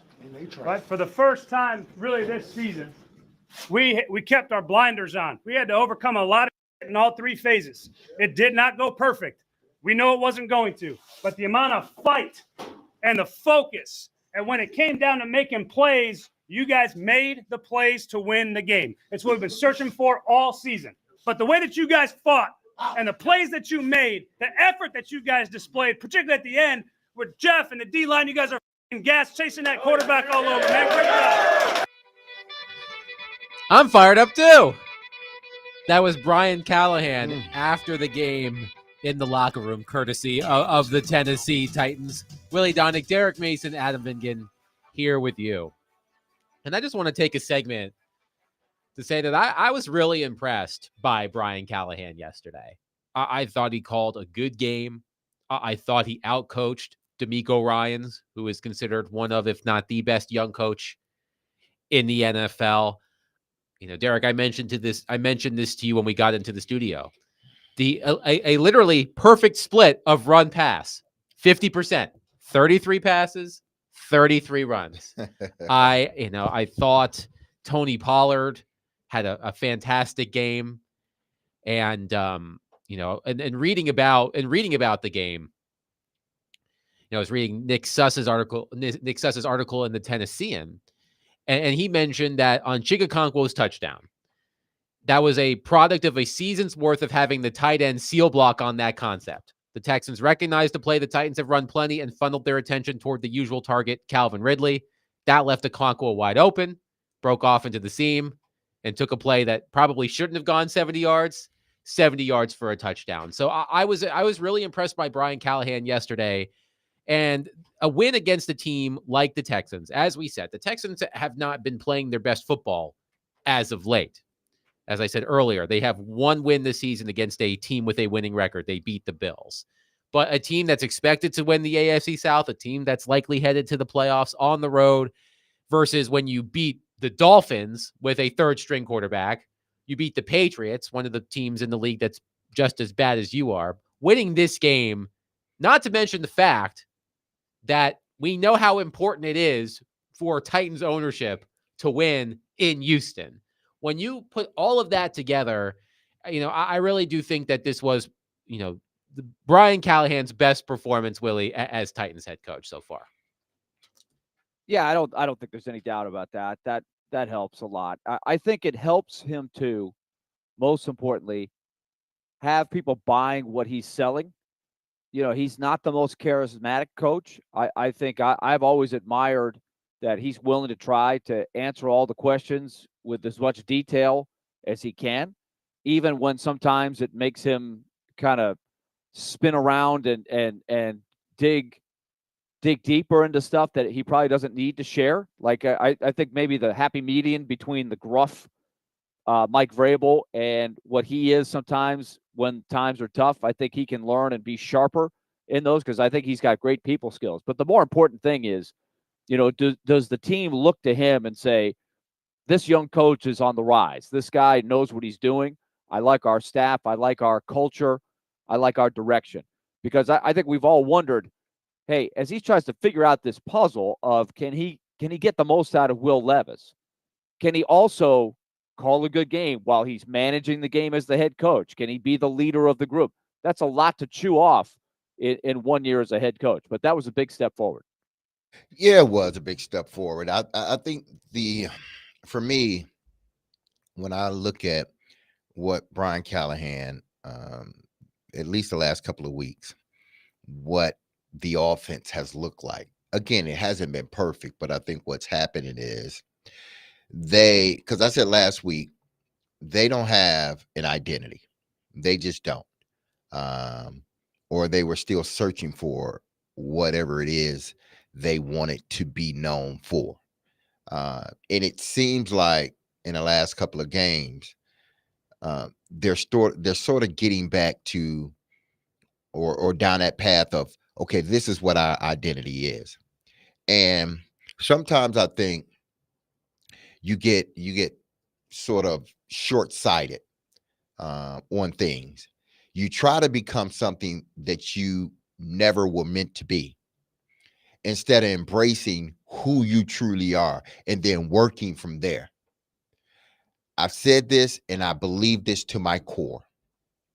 Look at the teams that are just perennial, just good teams. They don't have to be championship teams. They may end up winning a championship because of it.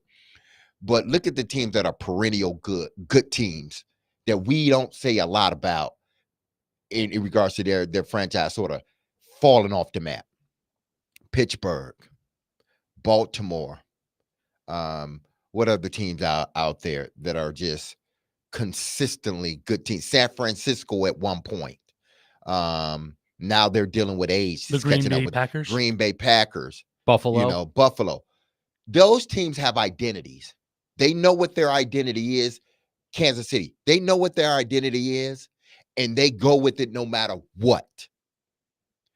The Titans, I think, got short-sighted. They were trying to be something that they were not, or they're not ready to be, instead of being who they are right now. They are a run-first team right now.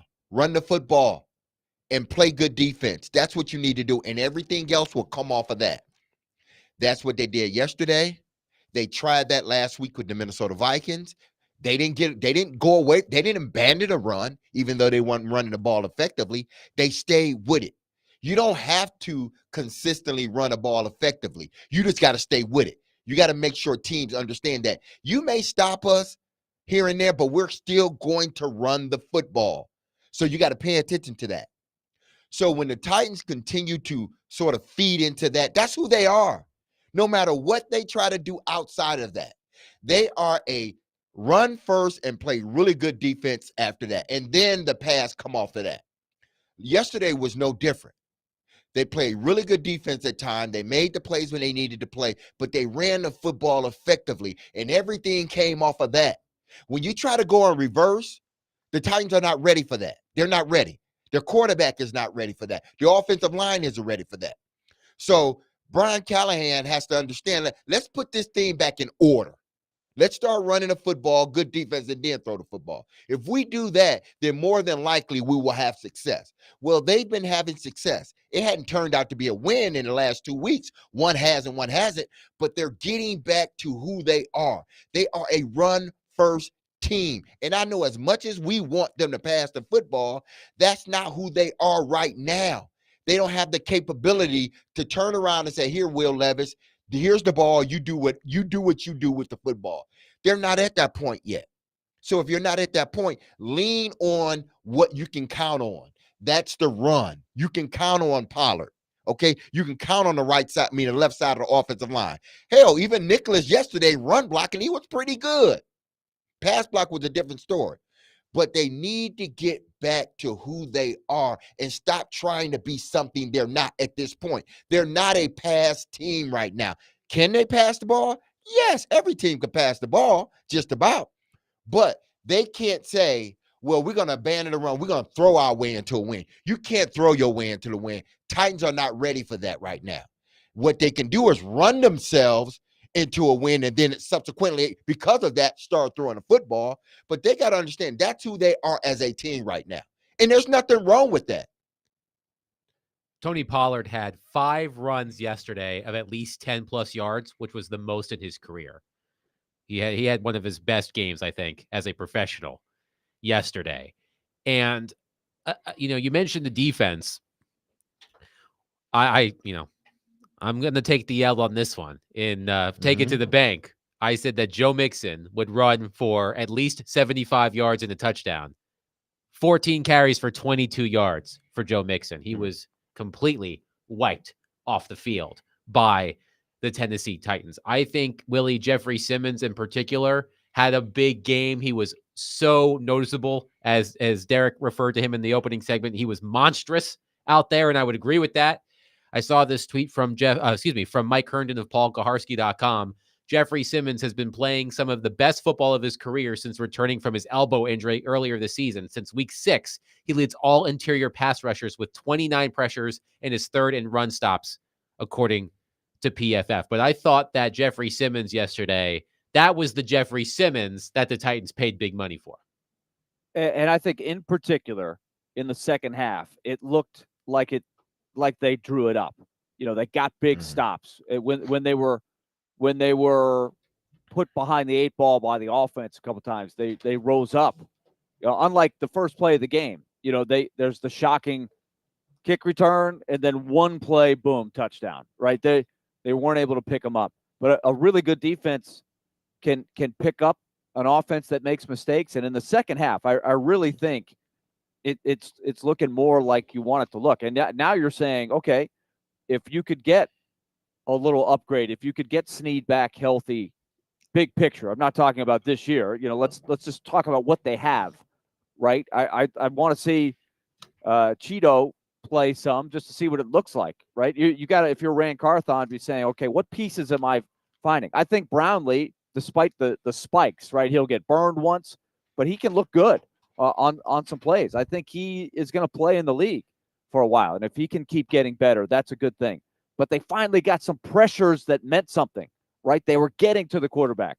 I think Sweat and Simmons in the middle, right? They make it tough for you to run. You might have a good running game, but it's not easy.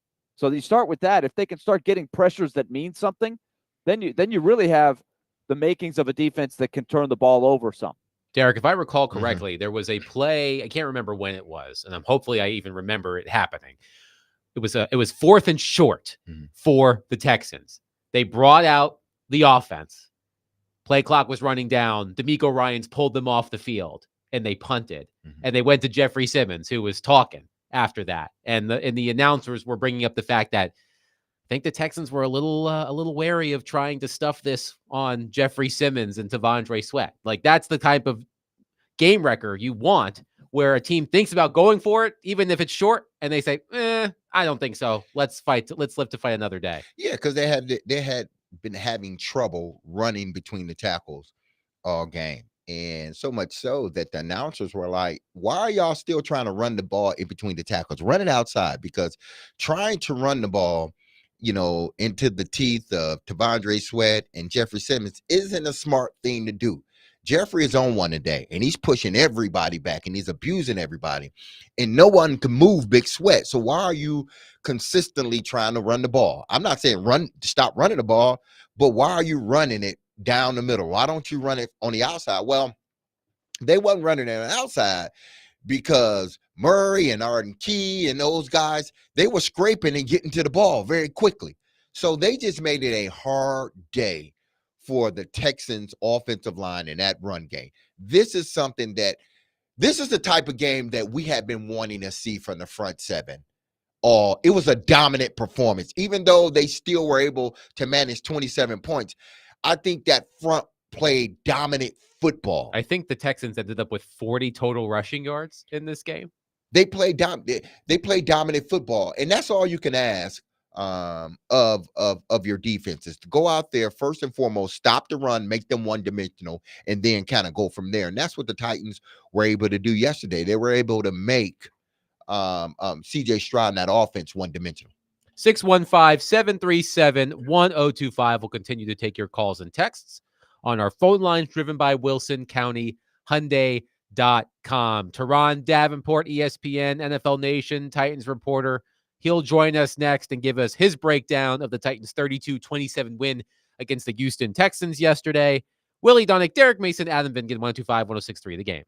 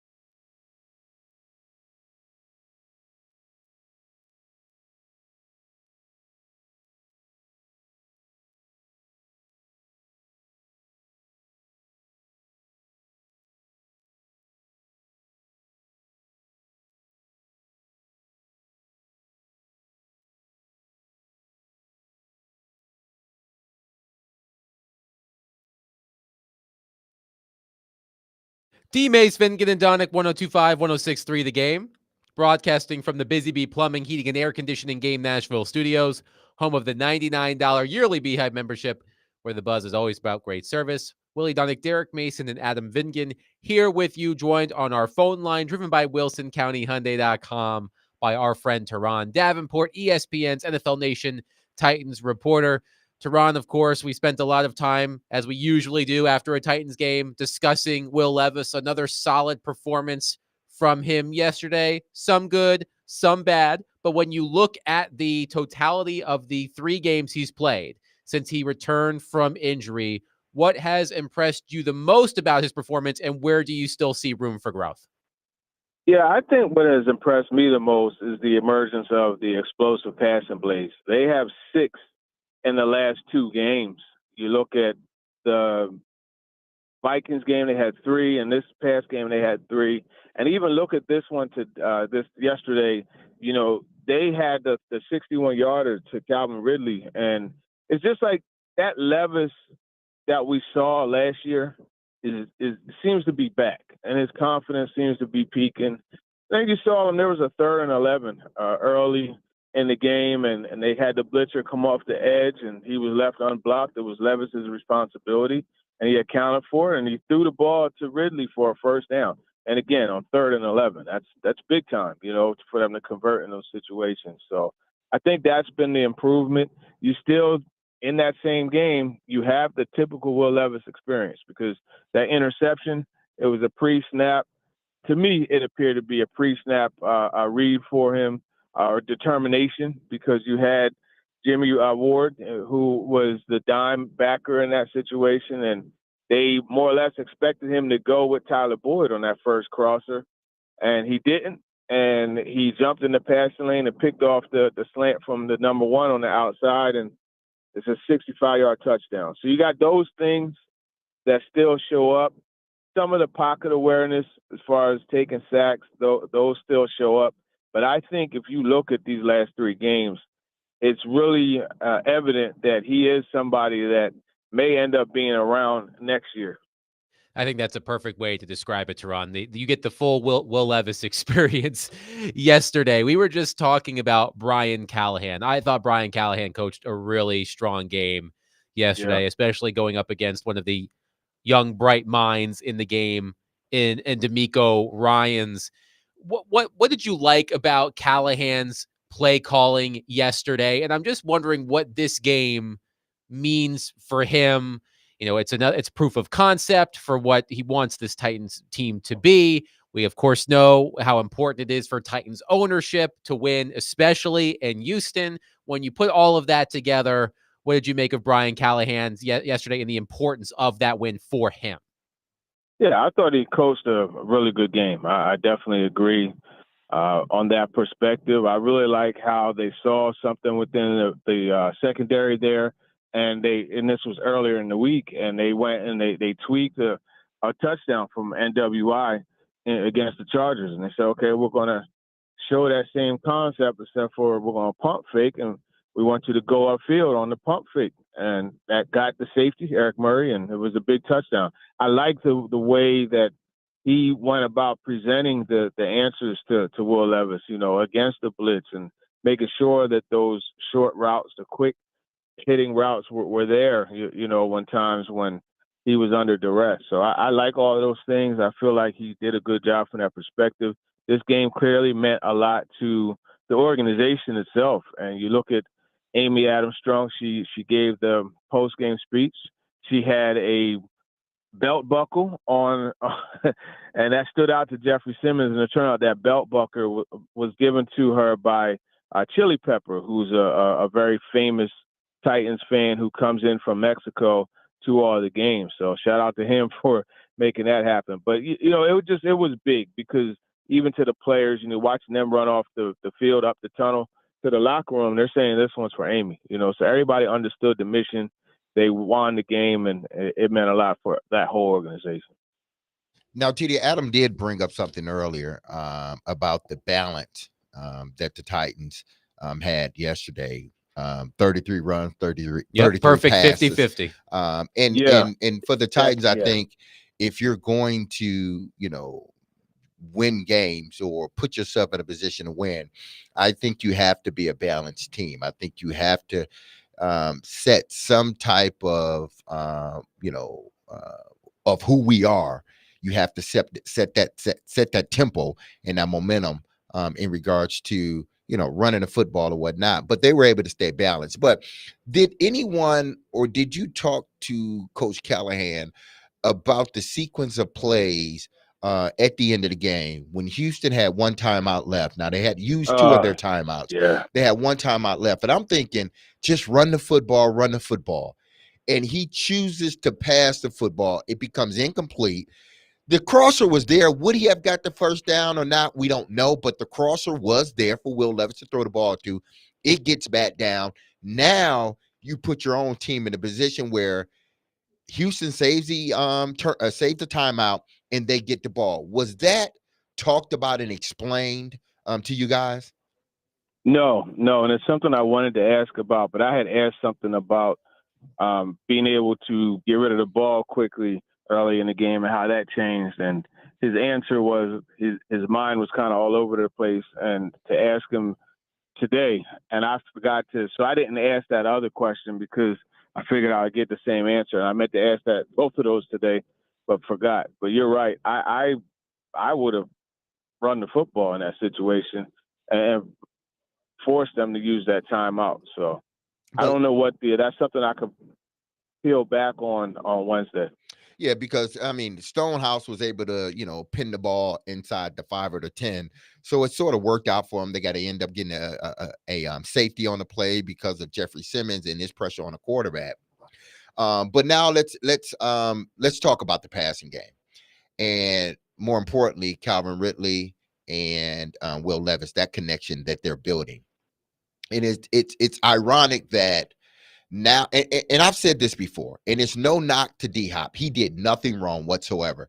But I think with a young quarterback and you have 2 sort of alpha guys out there, you don't know who to defer to. And sometimes when the game's going on and the other person hasn't gotten the ball, you feel that sense of pressure that you got to get him the ball. And I think when you do that, and in Will Levis's case, it has turned out not good because he's forced balls in the situations where he shouldn't have because he wanted to get the ball to whether it be Calvin Ridley or in this situation, D-Hop. Do you think the departure of D-Hop was sort of a addition by subtraction? Not to say that D-Hop done anything wrong, but for the sake of a young quarterback. Absolutely. And I could say just from some things I was told in the locker room, it absolutely was. And that's not, no one has any bad talk about DeAndre Hopkins, but they just were like a bit of a relief. That was the feeling. And I think you're right when you look at Levis and having that responsibility. That's why, if you remember last year, I would always ask Hopkins how he goes about telling the quarterback he's open. And I would always ask Will Levis how he receives that, because that's something I was always curious about. Because you look, Levis had 8 touchdowns last year. 7 of them were to Hopkins. And I forget what the percentage is, but a high percentage of his throws were to Hopkins. So there's something clearly going on there. You know what I mean? And I think, when you look at that, removing him from the picture, it kind of brings it back to what Rob Moore used to always tell me about Ryan Tannehill. He would say, my receivers, they love him so much because he's just throwing it to the open man, and he doesn't care about the jersey number. And that was even when there was a number 11, who's the second best receiver in the history of this franchise. And I made sure I let him know that, by the way, teammate. right from the start, I made sure to let him know this is the mark to look at. But even when he was in the mix, it still wasn't being force-fed to him. Teron Davenport is with us. Teron, in watching Jeffrey Simmons and T'Vondre Sweat yesterday, that was the type of game that I was hoping we'd see more of at this point of the season. But do you think that they're figuring out how to work off of each other? Do you think Denard Wilson is figuring out how to use them more? I feel like they're starting to break through here and really dominate in different facets besides just it's hard to run up the middle on them. Yeah, that's absolutely the case. And before this game, that's why it's so funny that they had this performance, because I talked to Simmons about that, and he said that it's getting to the point where they could almost be able to communicate without actually talking. And that's significant because there's times where, you want your inside guy to shoot and you loop around him or whatever type of games that they play. And the other thing is, they're able to do those games. Like they have the freedom to call those games on their own. Like it's not always dialed up from the coaches. So you have that, and then just the fact that Sweat is a guy that's basically immovable. You saw what he did to that guard where he threw him off him and got his first sack. And you see Simmons, doing his things. They play off of each other really well. And this is, Brian Callahan said it today, he's the type of defensive tackle that Simmons has wanted for quite some time, and now he got him. And you see the results are starting to pour in, and I would expect to see more of that. And, oh, by the way, even though we're talking about a 6'4", 350-pound man, he's dropping back into coverage. And for those who had the questions about his, endurance and conditioning, he played 44 snaps yesterday, 89%. Yeah, that has been a non-issue, which is a really good thing going forward. Any other players, Teron? Because I think this is an essential question week to week. And that is, can they find a few more pieces that they can say, okay, that's a guy I can see emerging to be a part of the next good Titans team that we're trying to build here. You know what I mean? Like these are, whether they end up 7-10 or 6-11, that's not as important to me as, do you find some pieces you can build around with the experience they're getting here? Who's standing out to you in that area? Oh, as soon as you ask me that, Jarvis Brownlee Jr., that's the first one that comes to mind. And I love the short memory that he had, right? He gave up the deep pass to Nico Collins, and it was an embarrassing one because he ended up laying on his face and stuck there, while Collins, had the big gain, but he bounced back. He had the one where he punched the ball out on third down. He had the interception. That dude just knows how to tuck anything bad away and go to work. And I love his mindset just as far as, we're talking about somebody that was in third grade and got shot, in a drive-by. So what is adversity on the football field to him, right? Consider all he's gone through. And I love his mindset of he's like, man, this is a blessing to be in this situation. Anytime you have that type of mindset and that type of life experience, football, the game is not going to give you a moment that's too big for you. Do you think Arden Key has any chance of being on the team next year? I go back and forth in my mind on him. I don't know what he's going to cost. I would love to see them get a more dynamic edge rusher in there. But what do you think the gauge is on him as he goes into his contract year, the end of his last contract? Yeah, well, see, the good thing is this isn't a team that's going to be short for money. So they're not going to be pressed to have to get rid of any veterans or anything like that. I know he and Rand Carthon are very close, so I wouldn't be surprised if he's back. But I'll say this, this draft, there's a lot of edges in this draft. Nobody's talking about the kid from South Carolina, but Kyle Kennard is one to watch.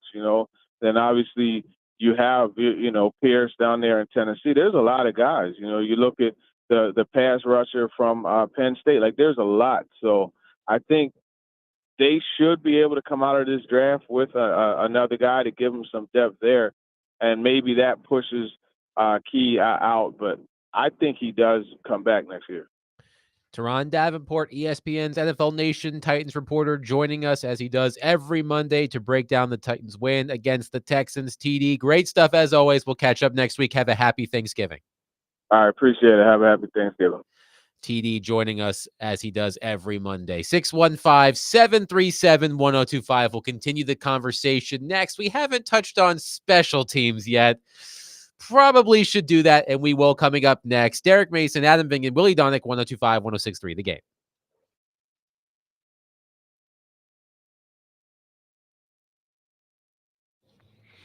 It's never too early to start thinking about the big game. And now that November is here, Zen Sports, the new sportsbook in Tennessee, has launched a brand new sweepstakes for all its Tennessee customers.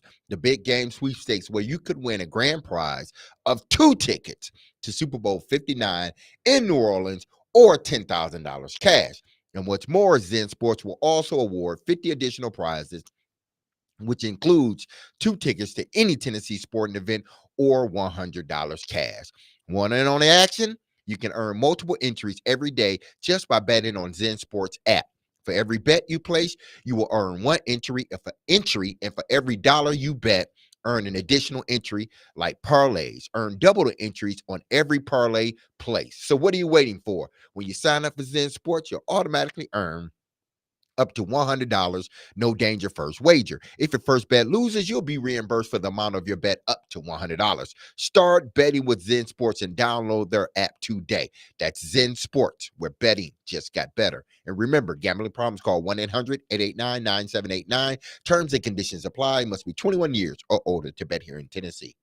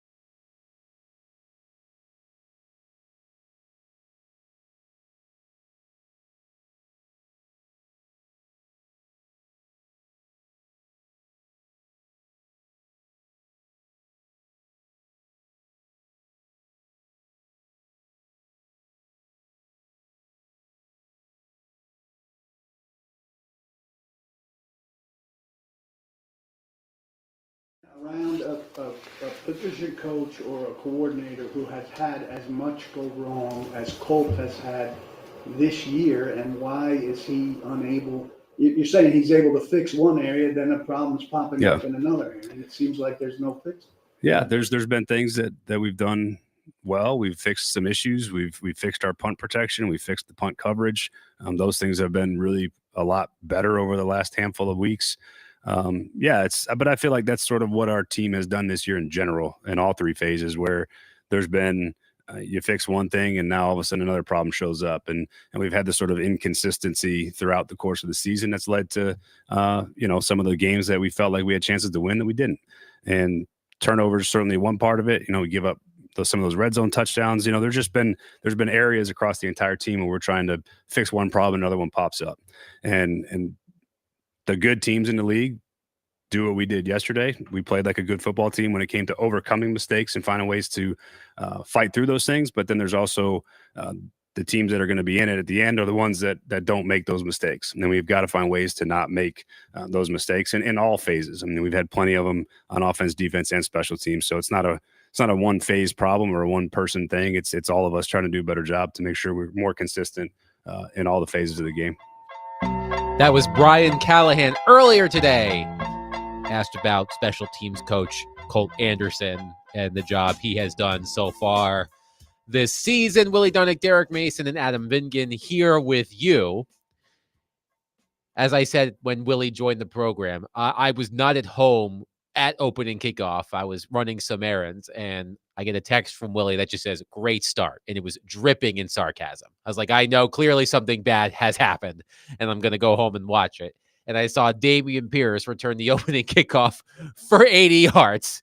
And then on the next play, on a breakdown, the Texans take the lead 6-0. And I thought to myself, well, that'll probably do it for today. It ended up turning out to be a wildly entertaining game. But what I was thinking about I thought about it when Dameon Pierce returned the kickoff 80 yards.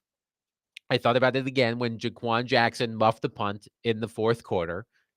I thought back to 2016 when the day after the Titans lost to the Texans, the Mike Mularkey was perhaps forced to fire his special teams coordinator, Bobby April, after, in that game at least, the Titans allowed a 67-yard punt return for the winning touchdown.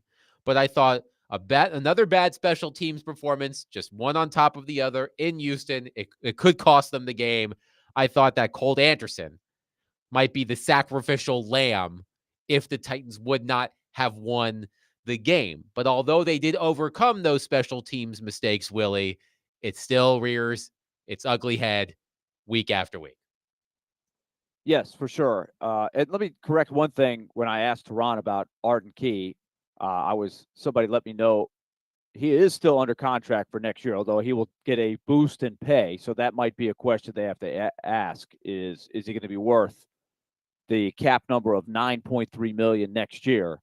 Could they work on that? Do they want him back? To me, that's an area that they need to upgrade. But let's get back to the special teams. I looked at this, guys. They are still after, and it's not surprising after yesterday, 32 out of 32 in overall special teams efficiency on FTN Fantasy. When they fired the special teams coach last year, they weren't nearly this bad. I remember having this discussion right before they fired the special teams guy at the press conference, and I was reading those same numbers off to you and Caroline, Derek, and I think they were between 9th and 13th overall. It wasn't anything great, but it was the craziness of having the two punts blocked in the same game. You lost the game in overtime, and the punter got hurt. But they're 32nd, and that's with Nick Folk having a really good year, right? Can you imagine if he weren't as reliable as he is? But so much of it is the punting game still. I think it was, they're talking about how it's better. It's not that much better. They've avoided the really bad plays that have sunk them, but it still leaves a lot to be desired. He did make the one good punt late, but he also had another one that wasn't as good. I think Ryan Stonehouse should probably next year have to compete for his job a little bit more. I still don't see the improvement that I think a lot of teams have. The punting game evolves, right? You can see it on the college level. There's a lot more expected of a punter now. So I think that's the one big area. The kickoff return, it was bad. But like Brian Callahan said, what are you supposed to do as the coach there? Like, you got the guys in the right spot. Somebody tackle the guy. It's not like they were out of position there. Just bring the guy down. They just didn't do it there. But the punting game is the one that still sticks out like a sore thumb to me. Yeah, the return, I mean, listen, you had them bottled up. No one decided to tackle. Everybody wants to hit. Nobody decides to wrap up and tackle a guy and bring him to the ground. Everybody wants to get that big hit, and that's why they were able to get the long return. So that's not something that the special teams coach should be responsible for. I put you in a position to make a play. For all intents and purposes, you should have made the play. You had them stopped and bottled up. But because you are not form tackling, you're not wrapping up, you allowed the guy to get to the outside and then get a long return. So I wouldn't put that on him. But this is what I would put on him. You are damn near dead last in both net punt, which you're only 38.2 now. Their average is 50.5, which is, top 5 in the NFL, top 5, top 10 in the NFL. But that's not what matters. What matters is the net, and you are damn near last. You are what, 29th in 30th in punt net, and then you are 31st in punt return. Punt average, like return average against you, with 16.1. Those are things that you look directly at the special teams coach. You got to figure out a way, or he needs to figure out a way. How do we, one, get the net up rather than the average? Because listen, I remember Vrabel saying, but we average over 50 yards per punt a couple of years ago. But that ain't what matters. What matters is your net. What are you netting when it comes to punting? Yeah, your kicker could be averaging 50 yards or 60 yards, but his net is only 38, which means he's out kicking his coverage, which means the special teams coach isn't doing enough, or isn't, getting to the punter as far as what he needs to be doing in directional punting and everything. And then the punt coverage team isn't good at all. They're giving up 16.1 yards per return. Not to Mace. interrupt, Willie. You actually might take vested interest in this. We do have some breaking Predators news. The Predators have traded Philip Tomasino. The Predators have traded Philip Tomasino to the Pittsburgh Penguins. The Penguins have acquired Philip Tomasino from the Nashville Predators in exchange for a 2027 4th-round draft pick. So breaking Predators news here. Philip Tomasino traded by the Predators to the Penguins for a 2027 4th-round draft pick. Willie, your thoughts? Well, I think it's pretty clear that right now, with what's happening in Milwaukee, and where Phil Tomasino is at the stage of his career, he can't spend any more time in Milwaukee. His options are up, right? You'd have to waive him and risk losing him for nothing if you wanted to send him down. It's quite crowded now with Svechkov coming up. They had 3 extra forwards on the roster before this trade, and they've got other guys like Joachim Kemmel, Reed Schaefer, down in Milwaukee doing some good things.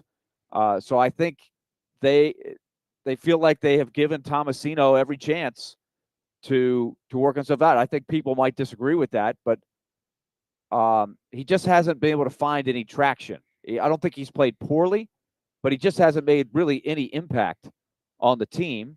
And if you're trying to leave a little roster flexibility and address needs on the roster, I think you need a little bit of roster space and cap space to make it happen. So I'm not completely surprised. I think I saw this coming before training camp, and I was thinking Tomasino needs a good start to the season to jump in and be a part. Otherwise, he could get lost in the numbers. And so we'll see where his career goes from here. But it's too bad because Tomasino has had some impactful games.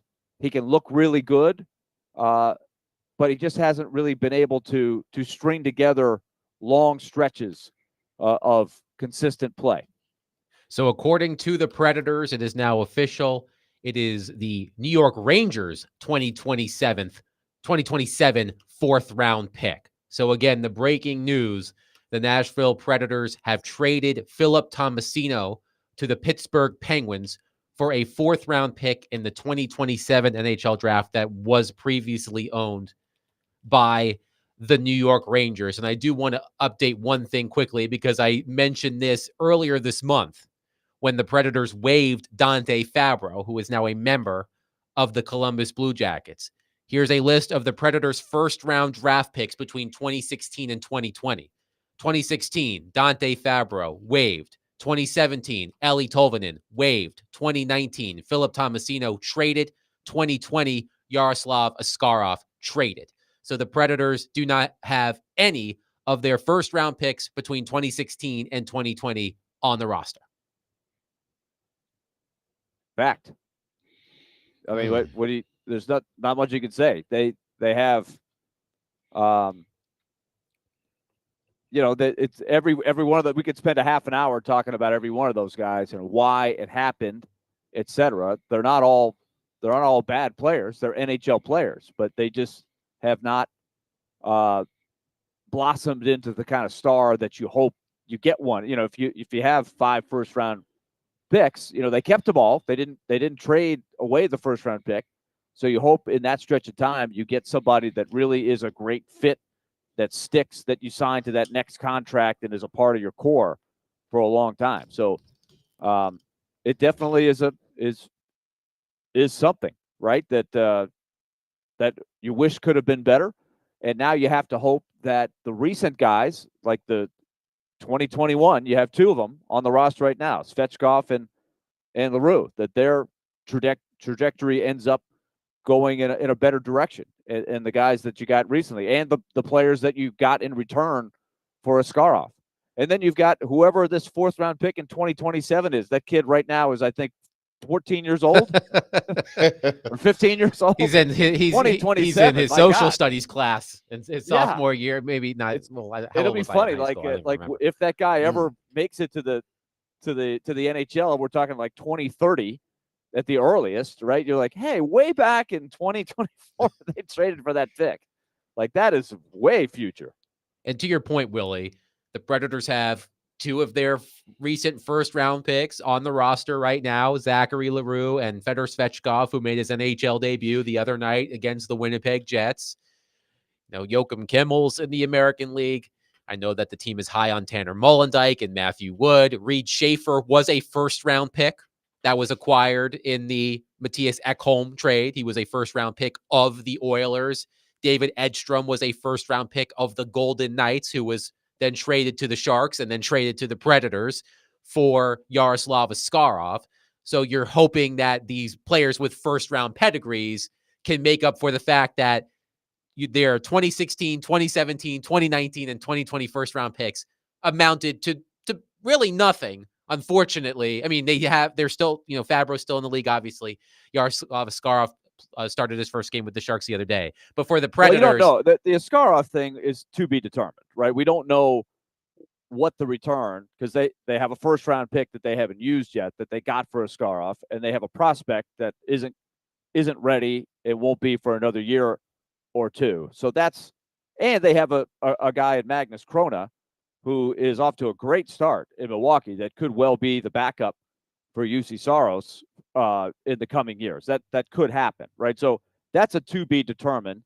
And we also don't know if Askarov will end up being a star or not. But the only thing I would say is it's not like they took these guys and they never made it to the NHL. If you go down the list of any first round, you'll see a lot of players that never make it to the league. And you're like, who is this guy? I've never heard of this guy. So they weren't awful picks. They haven't hit on a Roman Josi or a UC Saros, that type of guy in a good while. And that's what they need. And they have 3 first-round picks in this coming draft. They need 1 or 2 to hit big, kind of like we always use Dallas as the extreme example of they've gotten some massive home runs in the draft in recent years. And that gives you a shot in the arm unlike anything else. Yes, I think 'Cause what it's I cheap. yeah, If I it's think cheap, what I it's was cheap and impactful. trying to articulate was you're hoping that your first round picks over that 4 or 5 year stretch, those are building blocks of your team, guys that become key contributors to your team. And now they're all gone. I mean, it's not a shining moment for the Predators draft history that they have gotten rid of their 4 first round draft picks within a 5-year span. But the breaking news, the Predators have traded Philip Tomasino to the Pittsburgh Penguins, another first round pick in terms of player selected with a first round pick out the door for the Predators. 615-737-1025. We'll take your thoughts on that, and then we'll get back to the special teams discussion because I so rudely interrupted Derek. But breaking news, you know how it goes sometimes. 615-737-1025. Derek Mason, Willie Donick, Adam Vingan, 1025-1063. The Game.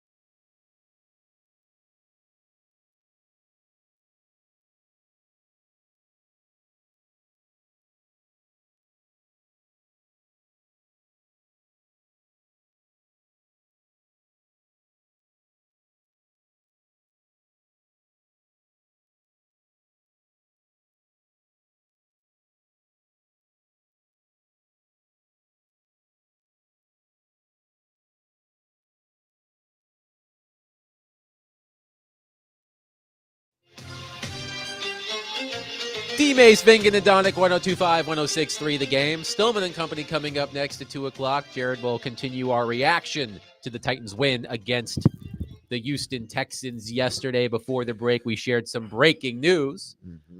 The Nashville Predators have traded Philip Tomasino to the Pittsburgh Penguins for a 2027 fourth-round pick, so they won't be able to use it for a while.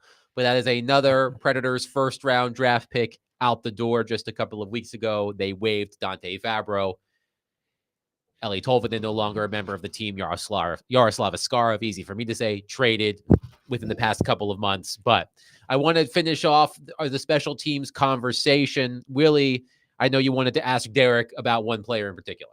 Yeah, right as I was about to ask, that trade hit, and we veered off for a second. But D-Mace, I want to ask you about Jaquan Jackson's status right now, because I think we've all seen him flash and say, okay, do they have something here? But the numbers are not good for, as we just said, all of the special teams for the Titans. But just specifically kick return and punt return, where he's a big part of both, they're right at the bottom of the league, either 31st or 32nd, according to FTN Fantasy's metrics that I look at. So, and of course, he had the big screw up yesterday. So can he recover? Is he still a guy they should run out there every week, or should they try something else? No, I think he can recover. I want to remind everybody out there, I fumbled 2 punts my rookie season. And I was able to recover. And obviously my career,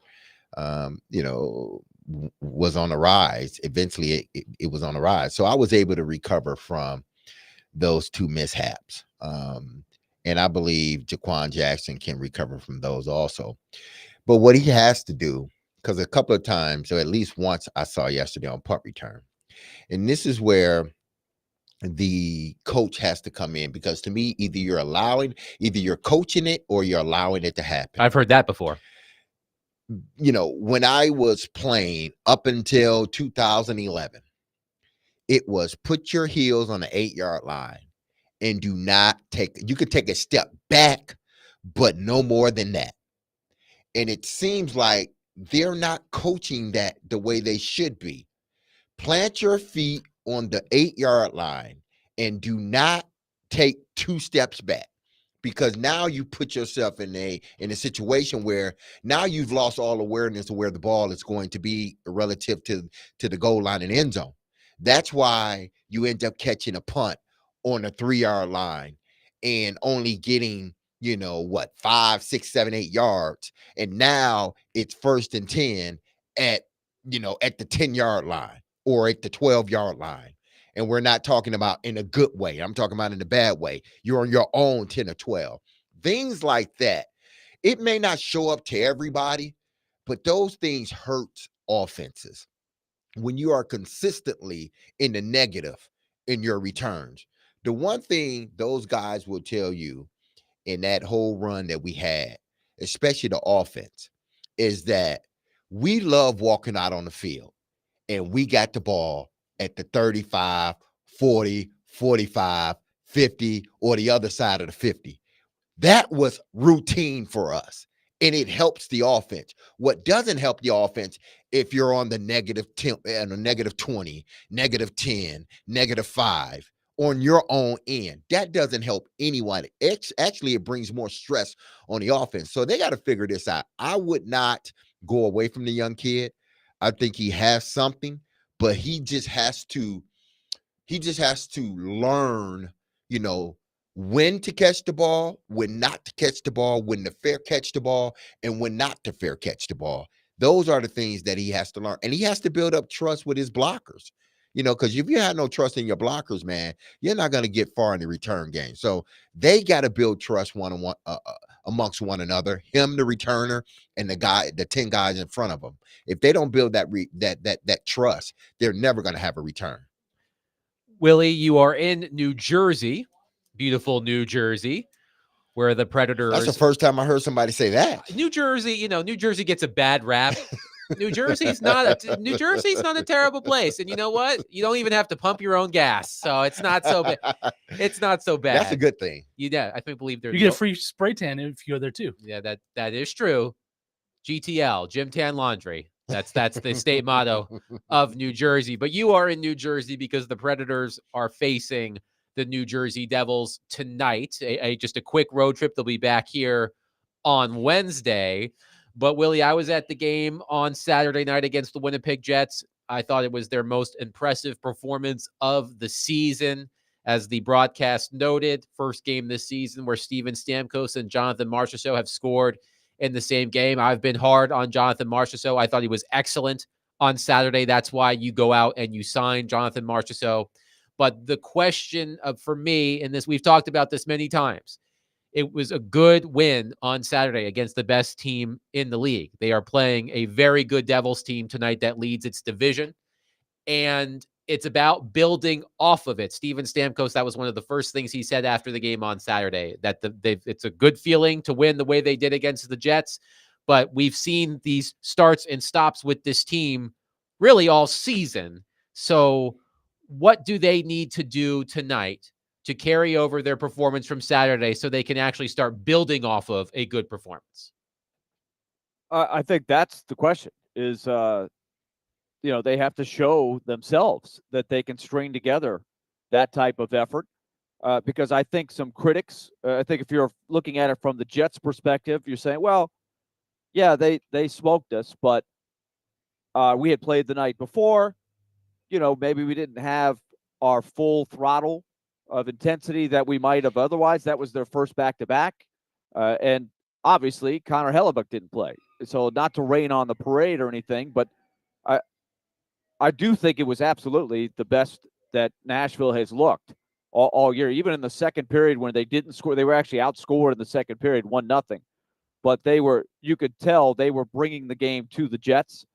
And so let's see how they manage the puck tonight against another elite team. The Devils are just behind the Jets. I think they're tied for third or maybe third overall in points percentage. So everything that wasn't going right for the Devils last year, they appear to have fixed with a couple of nice pickups. So I think this will be a huge challenge tonight to see if you can sustain it. It's a very busy week. You've got Monday, Wednesday, Friday, Saturday, and it's bookended by the Devils tonight, and then Saturday in Minnesota with a Wild team that has played fantastic under John Hines. Derek, any last thoughts about the Titans win against the Texans that we did not get to today? I don't think there was anything that we didn't get to.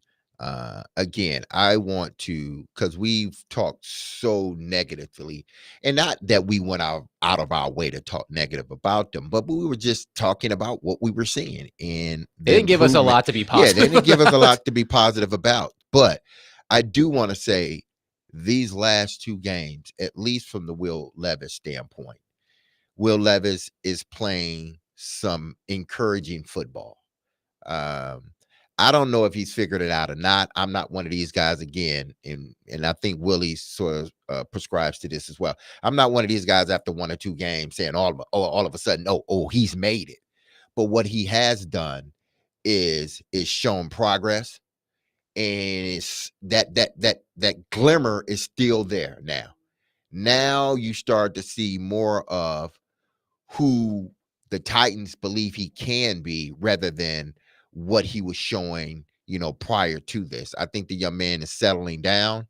He's still got a long way to go, but I think the steps he's taking are steps forward, steps that's going to help the organization and not hurt the organization. But again, there's still 7 games left.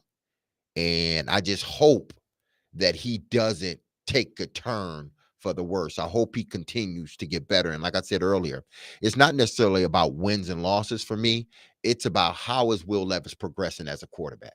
Their next opponent, by the way, they are at Washington on Sunday. Can we just take a second to talk about the end of that Dallas-Washington game yesterday? Damn kickers. That was crazy. It was kind of a wacky week, right? Where you had some upsets. There were more the Cleveland game in the snow on Thursday sort of set the tone. There were some wacky wins by underdogs, and the Cowboys, who have looked just awful, are able to beat Washington, who suddenly, look, and they won one earlier that that was a Hail Mary, right? That game was over, and they won it. And that's the only thing that's keeping them above 500 at this point. So that's an interesting team to play this week, especially with, how they have jump-started their team with a great performance by a rookie quarterback. I think the flaws in the rest of their roster have kind of come up during this, and he's having to carry them a lot. He's not getting a lot of help right now. So that I'm really curious where Washington's season goes from here. Washington opens as a 5.5-point favorite at home against the Titans this weekend. But like I said, I'm just happy that we get to talk about a Titans win because, as Derek said, they haven't given us a lot to discuss positively this season, and we've been hard on them, and understandably so, deservedly so. Yesterday was not a perfect game by any stretch of the imagination. Will Levis still took 8 sacks. He threw a pick 6. Problems with special teams, but to their credit, as Brian Callahan said in that rousing post-game speech, when the going got tough, they didn't get rattled. And I think that is a good sign. But that'll do it for us today. We'll continue the conversation tomorrow. Tim Hasselbeck will join us tomorrow. Clark Lee will join us tomorrow. We will have silly underdog picks tomorrow. We usually do it on Thursday, but of course, Thursday being Thanksgiving. And I'm just going to say, I'm running really high. I think I was the only person who came up with a win this week. I believe so. Gator Chomp, baby. I'm back in the competition. And I got something to say about that tomorrow. Like that Gator Chomp and Tennessee fans. Okay. I got something to talk about. We'll talk college football playoff tomorrow, too. We get the rankings as well. We'll do it all tomorrow, starting at 11 o'clock. Stowe and Company, 102, coming up next, 102.5, 106.3, The Game.